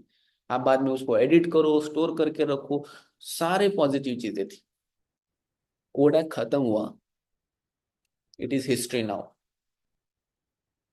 क्यों? क्योंकि इन्होंने चेंज करने के लिए, मतलब चेंज नहीं हुए according to industry, according to technology change नहीं हुई। तो उनको लगा था कि डिजिटल सिस्टम्स काम नहीं करेंगे, लेकिन डिजिटल सिस्टम तो सस्टेन हुए, ये बंद पड़ गए। वही हुआ आपके नोकिया के साथ। नोकिया ब्रांडेड फोन्स, आजकल का जो आईफोन है, तो आईफोन से पहले नोकिया के N70 हुआ करते थे, एक जमाना था। N70 एन सीरीज, कुछ लोगों को पता होगा एन सीरीज होगा। तो एन सीरीज मतलब आज का आईफोन 17 है वो। तो एक मतलब उसके पीछे फ्लिप आया करता था कैमरा, वो फ्लिप हटाओ फोटो निकालो, पूरा स्वैग में लोग यूज करते थे N70। नोकिया का, नोकिया खत्म हुआ 2-3 साल में, 2011-12 में ही खत्म हुआ नोकिया। 2008-9 में दैट वाज द पीक। क्यों खत्म हुआ?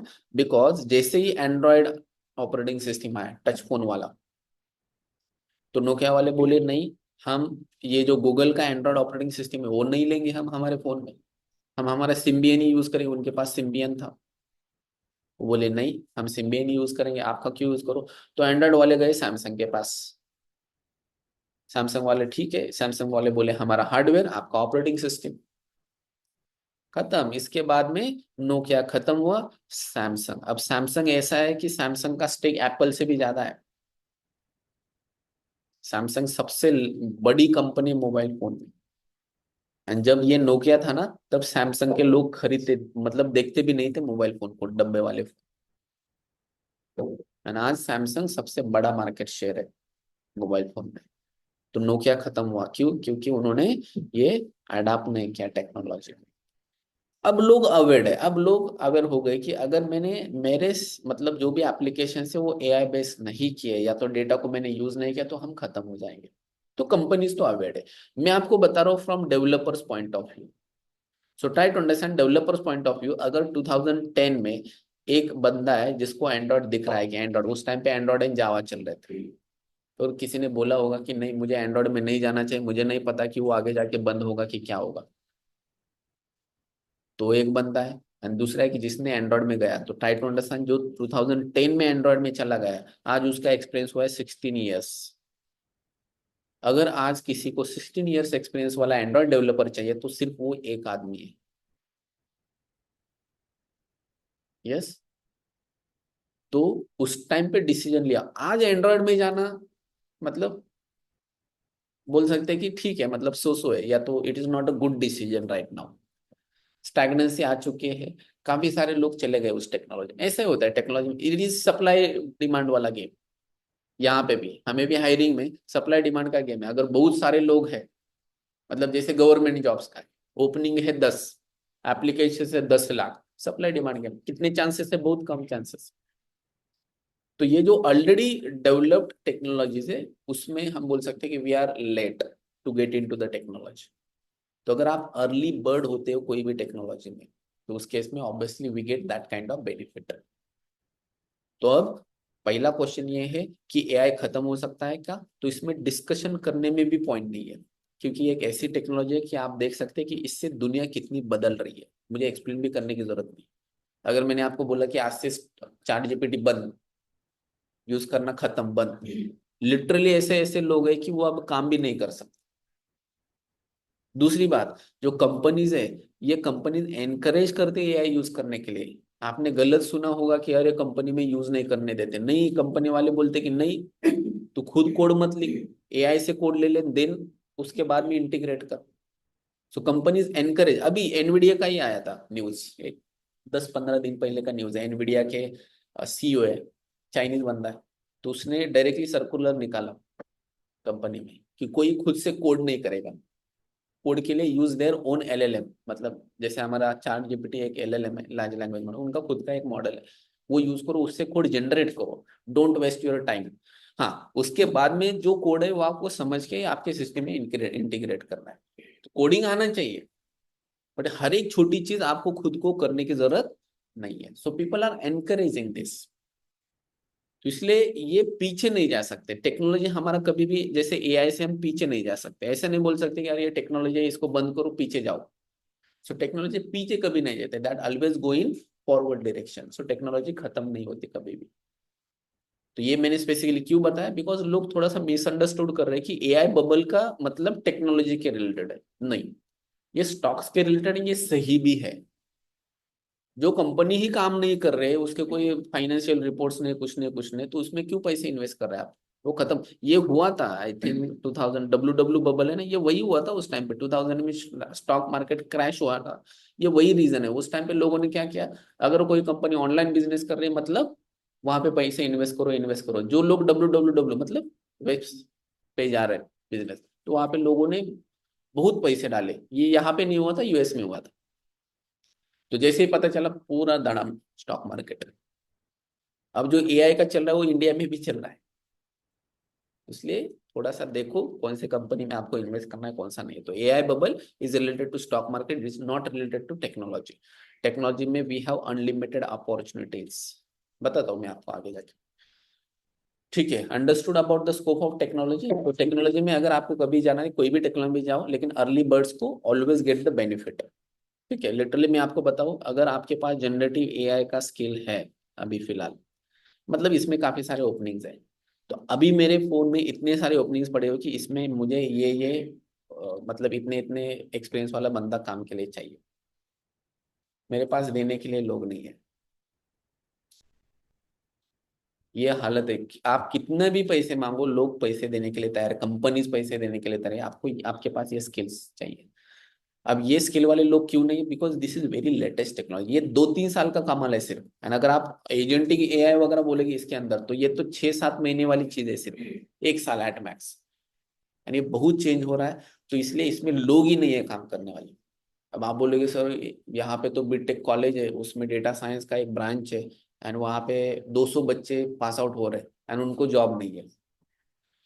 कॉलेज वाला, ये आपको पता है what what they give, college वाला एंड इंडस्ट्री वाला मैच ही नहीं होता, तो वो नहीं है। लेकिन जो इंडस्ट्री में ऑलरेडी लोग हैं जो खुद से सीख रहे हैं, या तो जो प्रोफेशनली कोर्सेस करके जा रहे हैं, उनका देखो आप, या तो सिंपल आप naukri.com पे जाओ, सिर्फ आप एज अ सैंपल बोल के आप रिज्यूमे में चेंजेस करो, जनरेटिव एआई के स्किल्स डालो, you just see how much calls you are going to get. तो naukri.com is the best way to understand the market trend, यानी हर एक टेक्नोलॉजी के बारे में होता है, अर्ली स्टेज में काफी सारे ओपनिंग्स होते हैं। Anyways, so that is what AI, ये देखेंगे हम एग्जैक्टली होता क्या है। So I hope you understood about the scope of the technology, ठीक है। नाउ उसके बाद में नेक्स्ट चीज हमें समझनी है कि who can get into the data science और AI, who can get into the data science और एआई। सबसे पहले मैं आपको बता दूं कि अगर आपको एआई डेटा साइंस में जाना है, तो आपको बेसिक 10th लेवल का मैथमेटिक्स पता होना चाहिए, 10th मैथ्स पता होना चाहिए, मतलब आपको क्वेश्चंस नहीं सॉल्व करने 10th मैथ्स के। आपको क्या पता होना चाहिए, आपको पता होना चाहिए कि प्रॉफिट कैसे कैलकुलेट करते हैं, परसेंटेज क्या होता है, ये वाली चीजें, या तो for example addition, subtraction, multiplication, division, ये जो चीजें ना बेसिक मैथमेटिक्स, एलिमेंट्री मैथमेटिक्स भी कॉल इट एज, ये चीजें पता होनी चाहिए। क्यों पता होनी है, लेट्स से कि अगर मेरे पास कोई डेटा है, डेटा को एनालाइज करना मतलब क्या, यही तो इनसाइट्स फाइंड आउट करने डेटा से। High level mathematics is not at all required, कोई जरूरत नहीं हाई लेवल मैथमेटिक्स की, बट जो बेसिक मैथमेटिक्स है जिसमें हम एडिशन सब्ट्रैक्शन का अंडरस्टैंडिंग बोल सकते हैं, जैसे कि अगर मैंने बोला कि मुझे 5% निकाल के दे दो 100 में से, तो आपका अंडरस्टैंडिंग होना चाहिए, आपको क्वेश्चंस नहीं सॉल्व करने, मैं तो ऑब्वियसली यहाँ पे सिखाने ही वाला हूँ आपको, बट कुछ लोगों का ऐसा होता ना फिर, अरे मैथमेटिक्स म्हणजे हातपाय थरथर कापतात, असं नाही झालं पाहिजे। I am very frank about it, ठीक है, कोडिंग आपको कम करना पड़ेगा, coding is not at all requirement in data science. Coding करना है, बट कोडिंग ऐसी चीज है कि आप at any moment of time आप कोडिंग सीख सकते हैं। सिर्फ आपको 4-5 महीने देने पड़ते हैं कोडिंग के लिए। तो coding is nothing new thing. But mathematics का कैसे होता है ना, कुछ लोगों के दिमाग में रहता है कि अरे मुझे मतलब गड़बड़ है, मुझे ये कैसे करूँ, addition subtraction multiplication division, elementary mathematics में गड़बड़ है, ऐसे होते हैं, मैंने देखे स्टूडेंट्स ऐसे। तो वो अगर इश्यू है तो you should not go with data science. आपने, मैं I am very Frank with about this kind of things, because काफी सारे लोग गलत चीजें दिमाग में रखते हैं। या तो कुछ लोग ऐसे होते हैं कि बताते नहीं, उनको लगता है कि ठीक है एडमिशन करवा लो, पैसे कमा लो, खत्म। ऐसा नहीं है। अगर आपको डेटा साइंस में सक्सेसफुल होना है तो एलिमेंट्री मैथमेटिक्स आपका चाहिए। अब ऑब्वियसली ये चीज उनके लिए इंपॉर्टेंट है अगर आप बीए बीकॉम बैकग्राउंड के हैं तो, बिकॉज जनरली ऐसे होता है कि बीए में, बीए मतलब बैचलर ऑफ आर्ट्स, ये वाले लोग ऐसे होते हैं कि ये इन चीजों को डर के बीए में जाए।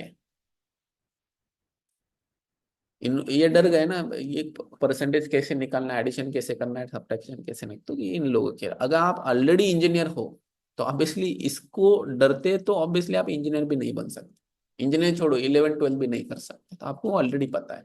सो I don't have issue with engineers, I don't have issue with BSc वाले लोग, even I don't have issue with BCom लोग। तो बीए में जनरली ये इशू होता है बिकॉज उनका व्यू पॉइंट ऐसा होता है कि मुझे मैथमेटिक्स को टच भी नहीं करना। ठीक है, तो ये जो क्वेश्चन है ना, सो बीए वाले के लिए, तो अगर आप बीए बैकग्राउंड से बैचलर ऑफ आर्ट्स, तो आप एक बार सोचो। हाँ, आप बोलोगे सर मैं बीए हूं तो मुझे कंपनी जॉब कैसे दूं, मेरा मैथमेटिक्स बहुत सही है, मैंने एमपीसी किया है, कोई दिक्कत नहीं।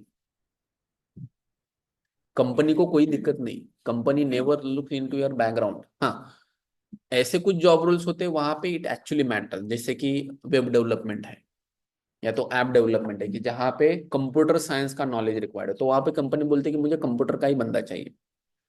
Data science is different thing. Data science में लोगों को क्या चाहिए कि आपके पास डेटा है, डेटा को हैंडल करने वाला बंदा चाहिए मुझे। तो कोई भी हो सकता है, दैट कुड बी एनीथिंग। तो background doesn't matter, simple. Background doesn't matter, what matters is your approach. तो इसलिए जो लोग बीए बैकग्राउंड से, वो सोचना है आप।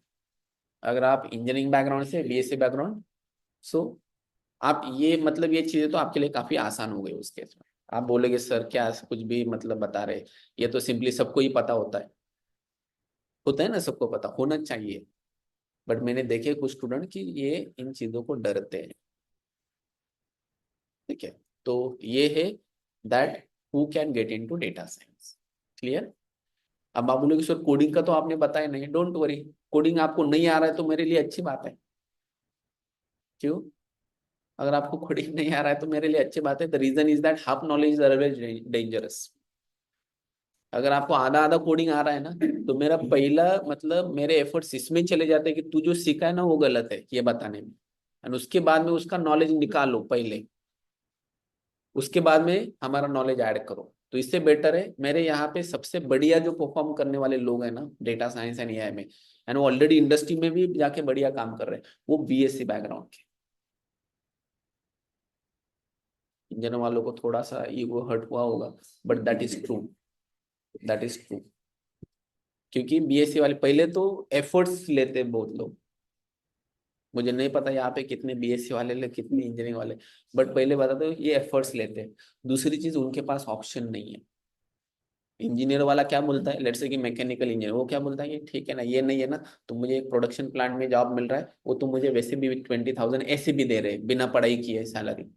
तो उसके दिमाग में हमेशा रहता है कि यार मुझे ये जॉब मिल सकता है, ये जॉब मिल सकता है। उसके बाद में वहां पे जाता है, 4-5 साल करने के बाद वो 20 का 30 होता है।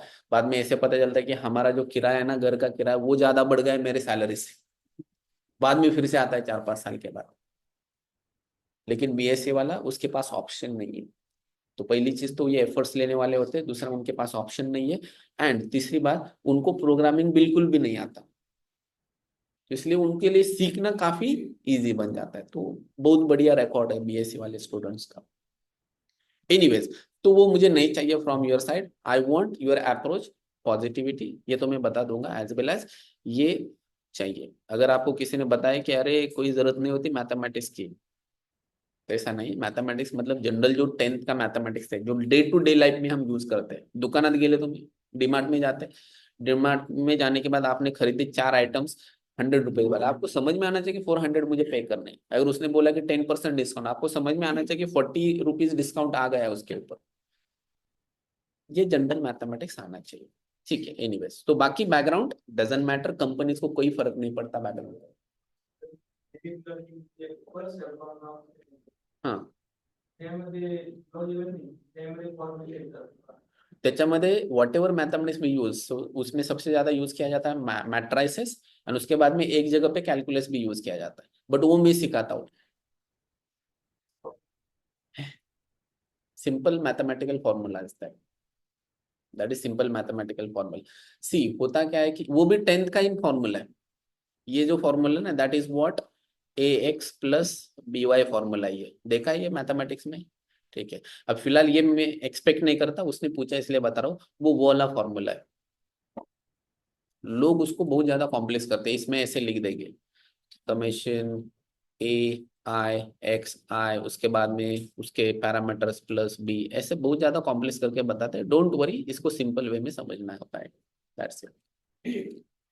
वो चीजें मुझे नहीं चाहिए, बिकॉज मुझे पता है कि आपको मैं कितना भी पूछूं ये मैथमेटिकल कॉन्सेप्ट क्लियर नहीं होते, तो मुझे चाहिए नहीं ये, मुझे मेरे वाले कॉन्सेप्ट आपके दिमाग में मुझे डालना है। लॉग, लॉग सबने यूज किया है लॉग, बट ये मेरा रिक्वायरमेंट ही नहीं है। क्यों? क्योंकि मुझे लॉग मेरी तरीके से आपको सिखाना है। आपका जो दिमाग में कॉन्सेप्ट है लॉग, वो लॉग टेबल वाला कॉन्सेप्ट है, दैट इज डिफरेंट थिंग। मतलब वही है, बट वो गलत है। टेबल से लॉग निकालना गलत है, log is very simple concept.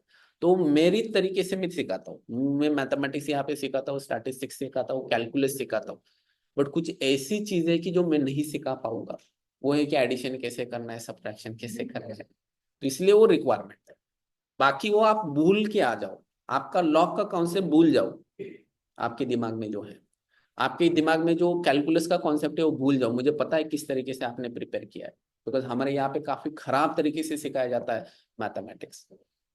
सो मुझे नहीं चाहिए, मुझे मेरे तरीके का वाला मैथमेटिक्स चाहिए। स्टैटिस्टिक्स है, आपने 7th स्टैंडर्ड में सीखा है statistics, standard deviation variance 7th standard में हमने सीखा है, बट वो हॉरिबल तरीका है सीखने का, मुझे चाहिए नहीं हो, आप भूल जाओ। मैं मेरे तरीके से सिखाऊंगा स्टैंडर्ड डेविएशन एंड वेरिएंस, ठीक है।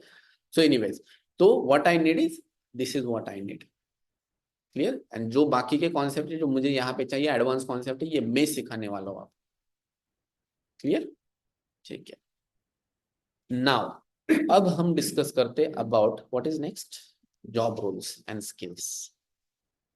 अब ये बहुत इंपॉर्टेंट पार्ट है, बिकॉज काफी सारे लोगों के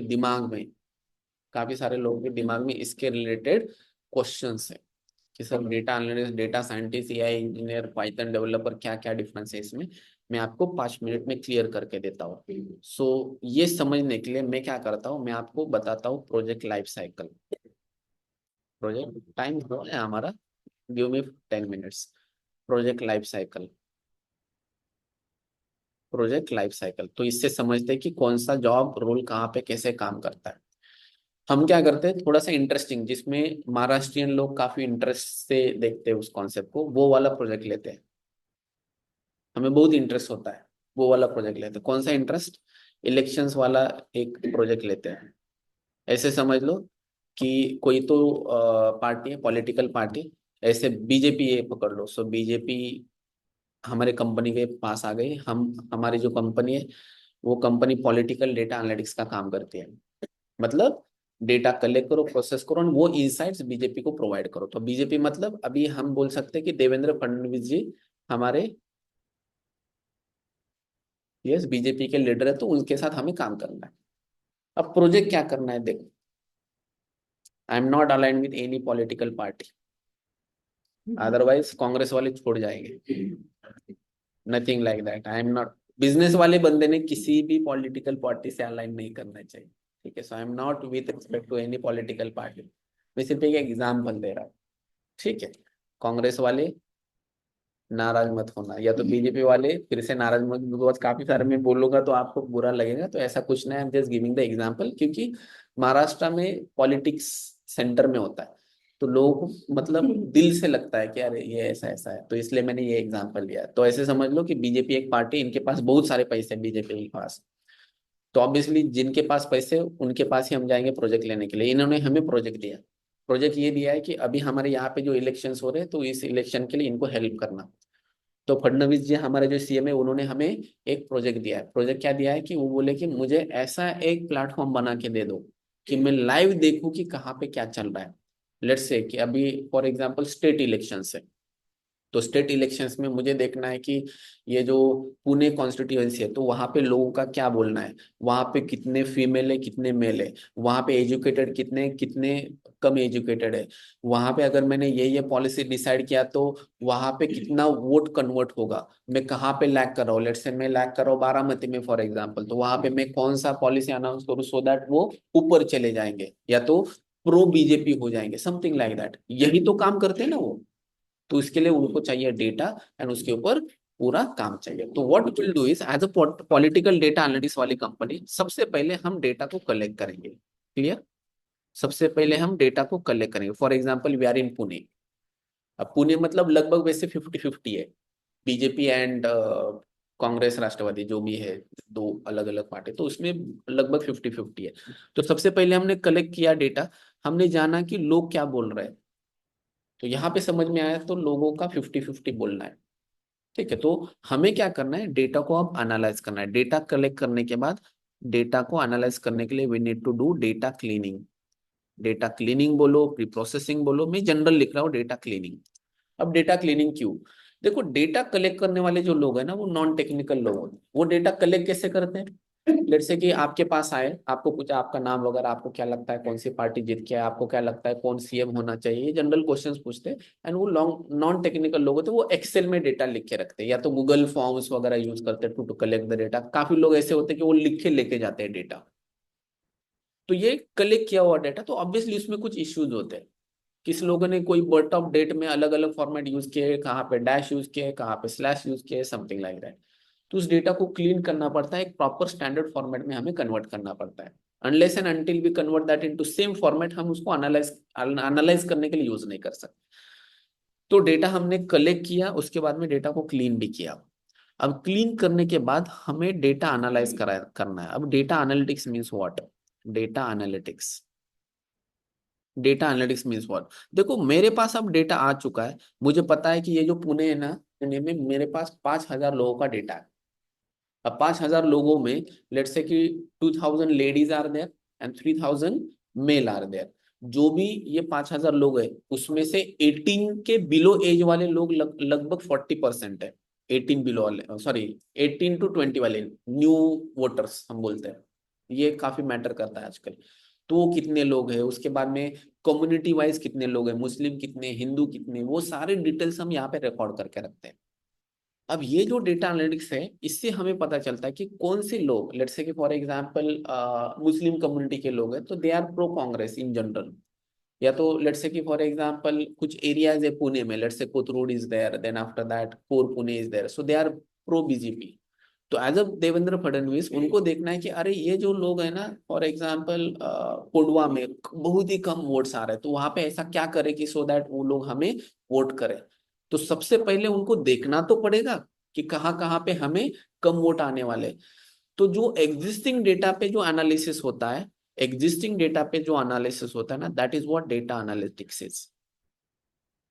एग्जिस्टिंग सिचुएशन उसको बोलते हैं डेटा एनालिसिस। तो जो भी एग्जिस्टिंग डेटा है उससे इंसाइट्स निकालो, that is what data analytics is. अब ये तो सब कुछ समझ में आया। अब देवेंद्र फडणवीस बोलेंगे कि ठीक है एक काम करो, मैं यहाँ पे ना एक स्कीम अनाउंस कर देता हूँ, लेट्स से लाड़की बहन। मैंने अनाउंस किया स्कीम। स्कीम अनाउंस करने से पहले ही मुझे पता होना चाहिए कि वहां पे इम्पैक्ट कैसे आएगा। अदरवाइज मैंने अनाउंस किया बाद में पता चला इसका कोई इम्पैक्ट ही नहीं है। तो पहले एनालाइज करना है मुझे कि अगर मैं लाड़की बहन योजना अनाउंस करता हूँ तो ये जो 50-50 वाला जो वोट शेयर है तो उसमें कोई चेंज होगा कि नहीं होगा। तो वो जो है ना उसको हम बोलते हैं predictive analytics, that is called as predictive analytics.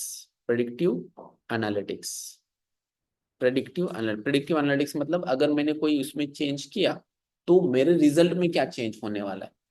तो उसके बाद हमें पता चलेगा कि जो प्रो बीजेपी 50% लोग थे वो अब 70% बने, सारे लाड़के बहन इधर। वो पहले एनालाइज किया जाता है कि ऐसा हो सकता है। तो ये जो प्रेडिक्टिव एनालिटिक्स है ना, ये हम करते हैं मशीन लर्निंग या तो डीप लर्निंग से। तो ये करने के बाद पता चला कि यस दैट वुड वर्क। तो तब जाके फडणवीस जी क्या करेंगे, अनाउंस करेंगे लाड़की बहन योजना। ऐसे ही नहीं उठ के अनाउंस कर दिया, वो पहले एनालाइज करते हैं। तो फ्यूचर में क्या होगा ये एनालाइज करने के लिए we need machine learning, deep learning, उसको बोलते हैं प्रेडिक्टिव एनालिटिक्स। अब ठीक है, ये जो हमने ना ये कोड में हमने लिखा, ये कोड में हमने लिखा। अब कोड में लिखने के बाद ये देवेंद्र फडणवीस जाके कोड रन करेंगे क्या हमारा? वो जाके रन करेंगे कोड हमारा कि यहाँ पे जाओ, यहाँ पे रन क्लिक करो वगैरह? उनको क्या चाहिए? उनको एक ऐप चाहिए। वो बोले कि मेरे मोबाइल फोन में हमेशा ये दिखना चाहिए जो भी कुछ हो रहा है। तो what we need in that case, we need app. तो वो वेब ऐप हो सकता है या तो मोबाइल ऐप हो सकता है। तो ये ऐप बना के दे दो सो दैट लाइव फडणवीस जी देखेंगे कि वहां पे क्या क्या चीजें हो रही है। So that is what and process is. वैसे बीच में बहुत सारी चीजें मैंने इन जनरल यहाँ पे लिखा है। नाउ ट्राई टू अंडरस्टैंड यहाँ पे कौन से स्किल्स हमें रिक्वायर्ड है एंड यहाँ पे कौन कौन काम करेगा। तो सबसे डेटा कलेक्शन करने वाले लोग नॉन टेक्निकल लोग हैं, लेकिन ये जो data cleaning and data analyst है ये जनरली डेटा एनालिस्ट करता है, डेटा एनालिस्ट।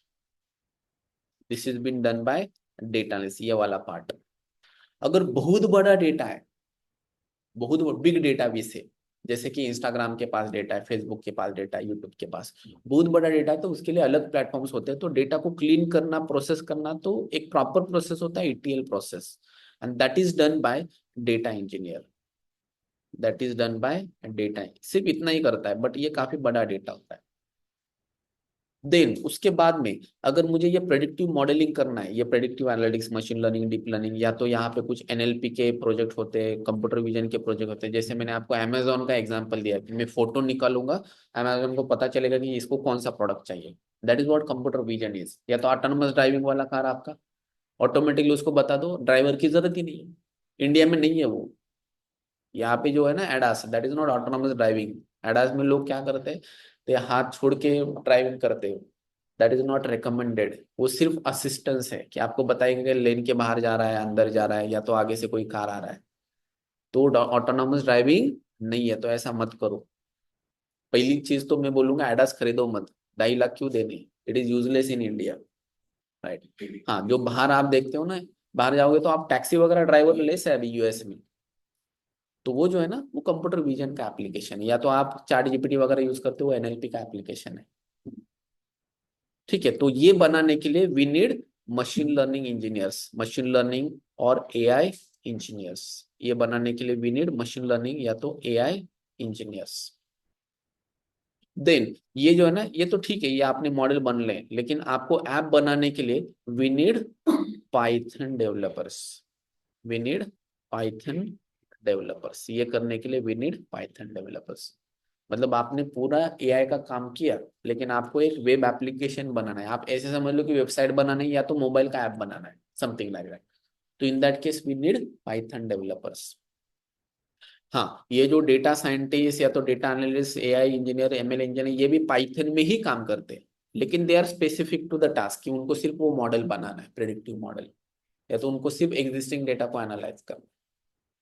अब अगर मैं आपको स्किल्स के बारे में बताऊं तो सब जगह पे लगने वाली एक ही चीज है, that is what Python is. ये सब जगह पे लगता है, that is what Python, everywhere, start to end Python ही लगने वाला है। बट देयर आर समथिंग, जैसे कि डेटा क्लीनिंग करना है तो you can do that using SQL में डेटा है तो SQL में, you can do that using let's say कि अगर एक्सेल में डेटा है तो एक्सेल में, ये अभी काफी कम हुआ। देन अगर आपको डेटा हैंडल करना है तो you can do handle that using Python के libraries like pandas and something like, काफी सारे लाइब्रेरीज हैं, उससे भी हैंडल कर सकते हैं। अगर आपको डेटा को विजुअलाइज करना है यहाँ पे डेटा एनालिसिस में, तो you can use power BI, something like that. Then after that we can visualize data using plotly kind of libraries in Python. Then after that आप statistics वगैरह यूज करते हैं, stats वगैरह। तो ये सारी चीजें डेटा एनालिसिस में आपको यूज करनी पड़ेगी, बिकॉज आपको डेटा से इंफॉर्मेशन एक्सट्रैक्ट करनी है। देन अगर आपको प्रेडिक्टिव मॉडलिंग करना है, exactly this is what machine learning is third. तो यहाँ पे आपको मशीन लर्निंग यूज करना पड़ेगा, डीप लर्निंग यूज करना पड़ेगा एंड जनरेटिव एआई यूज करना पड़ेगा। मैंने सबको एक साथ लिखा है बिकॉज सबका मतलब लगभग सेम है। जनरेटिव एआई मॉडल मतलब मशीन लर्निंग का मॉडल, डीप लर्निंग का मॉडल मतलब machine learning. So these are general terms, technological term. हम देखेंगे आगे जाके कि इनका मतलब क्या होता है। तो ये आपका एआई इंजीनियर या तो मशीन लर्निंग इंजीनियर करता है। एंड देन आफ्टर दैट अगर मुझे वेब ऐप डेवलप करना है तो along with the Python we need backend framework like Flask है, जैंगो है, फास्ट एपीआई, ऐसे backend frameworks. And front end में जनरली फ्रंट एंड बनाने की जरूरत नहीं पड़ती बिकॉज फ्रंट एंड वाले लोग अलग होते हैं, यूआई यूएक्स वाले होते हैं, प्रॉपर होता है सब कुछ। बट अगर हमें करना है तो हम एचटीएमएल सीएसएस स्ट्रीमलिट से करते हैं। एंड अगर आपको बहुत हाई लेवल एप्लीकेशन बनाने हैं तो उस केस में रिएक्ट, एंगुलर वगैरह यूज किया जाता है। ठीक है, तो स्टार्ट टू एंड देखे तो इतनी सारी चीजें, बहुत सारी चीजें इसमें छोटी छोटी मैंने लिखी नहीं। जैसे कि टाइम सीरीज डेटा है तो टाइम सीरीज डेटा को एनालाइज करने के लिए वी नीड डिफरेंट थिंग। तो इसको जनरलाइज किया मैंने कि स्टार्ट टू एंड हमें क्या क्या काम करना है। सब जगह पे हमें चाहिए पाइथन। ओके, अब मुझे बताओ, यहाँ पे सब कुछ तो लिख दिया मैंने कि which are job roles are there and what skills are required. मैंने डेटा साइंटिस्ट को नहीं लिखा। Where is data scientist?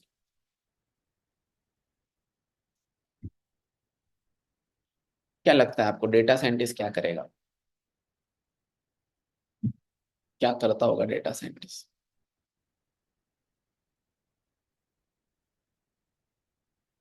Data scientist सब कुछ करता है ये in general. What about mobile app में सिर्फ बैकएंड की तरफ आएगा, but this is what data scientist is.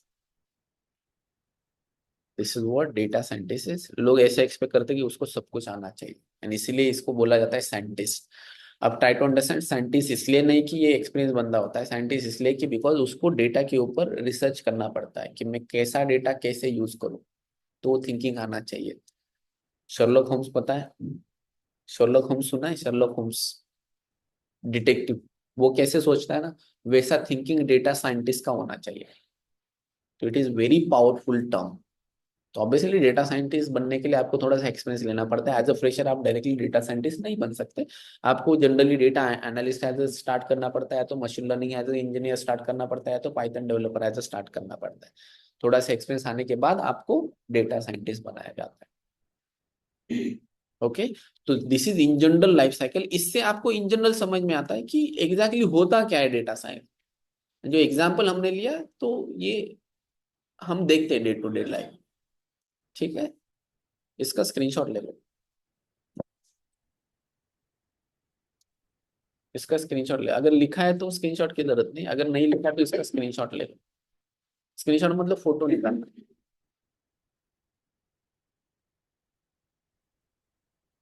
ठीक है, अब हम क्या करते हैं, will stop here for today. कल हम इसके आगे वाला पार्ट देखने वाले हैं, सेम लिंक पे सेम टाइम पे। अगर आज के लेक्चर में किसी को कुछ इश्यू है, कुछ डाउट है, तो प्लीज आस्क। नॉन टेक्निकल चीजें तो you can talk with the ma'am और सर ऑफिस में। ठीक है, सो कुछ इश्यू है तो please ask, otherwise you guys can leave. कल सेम टाइम पे सेम लोकेशन सेम लिंक।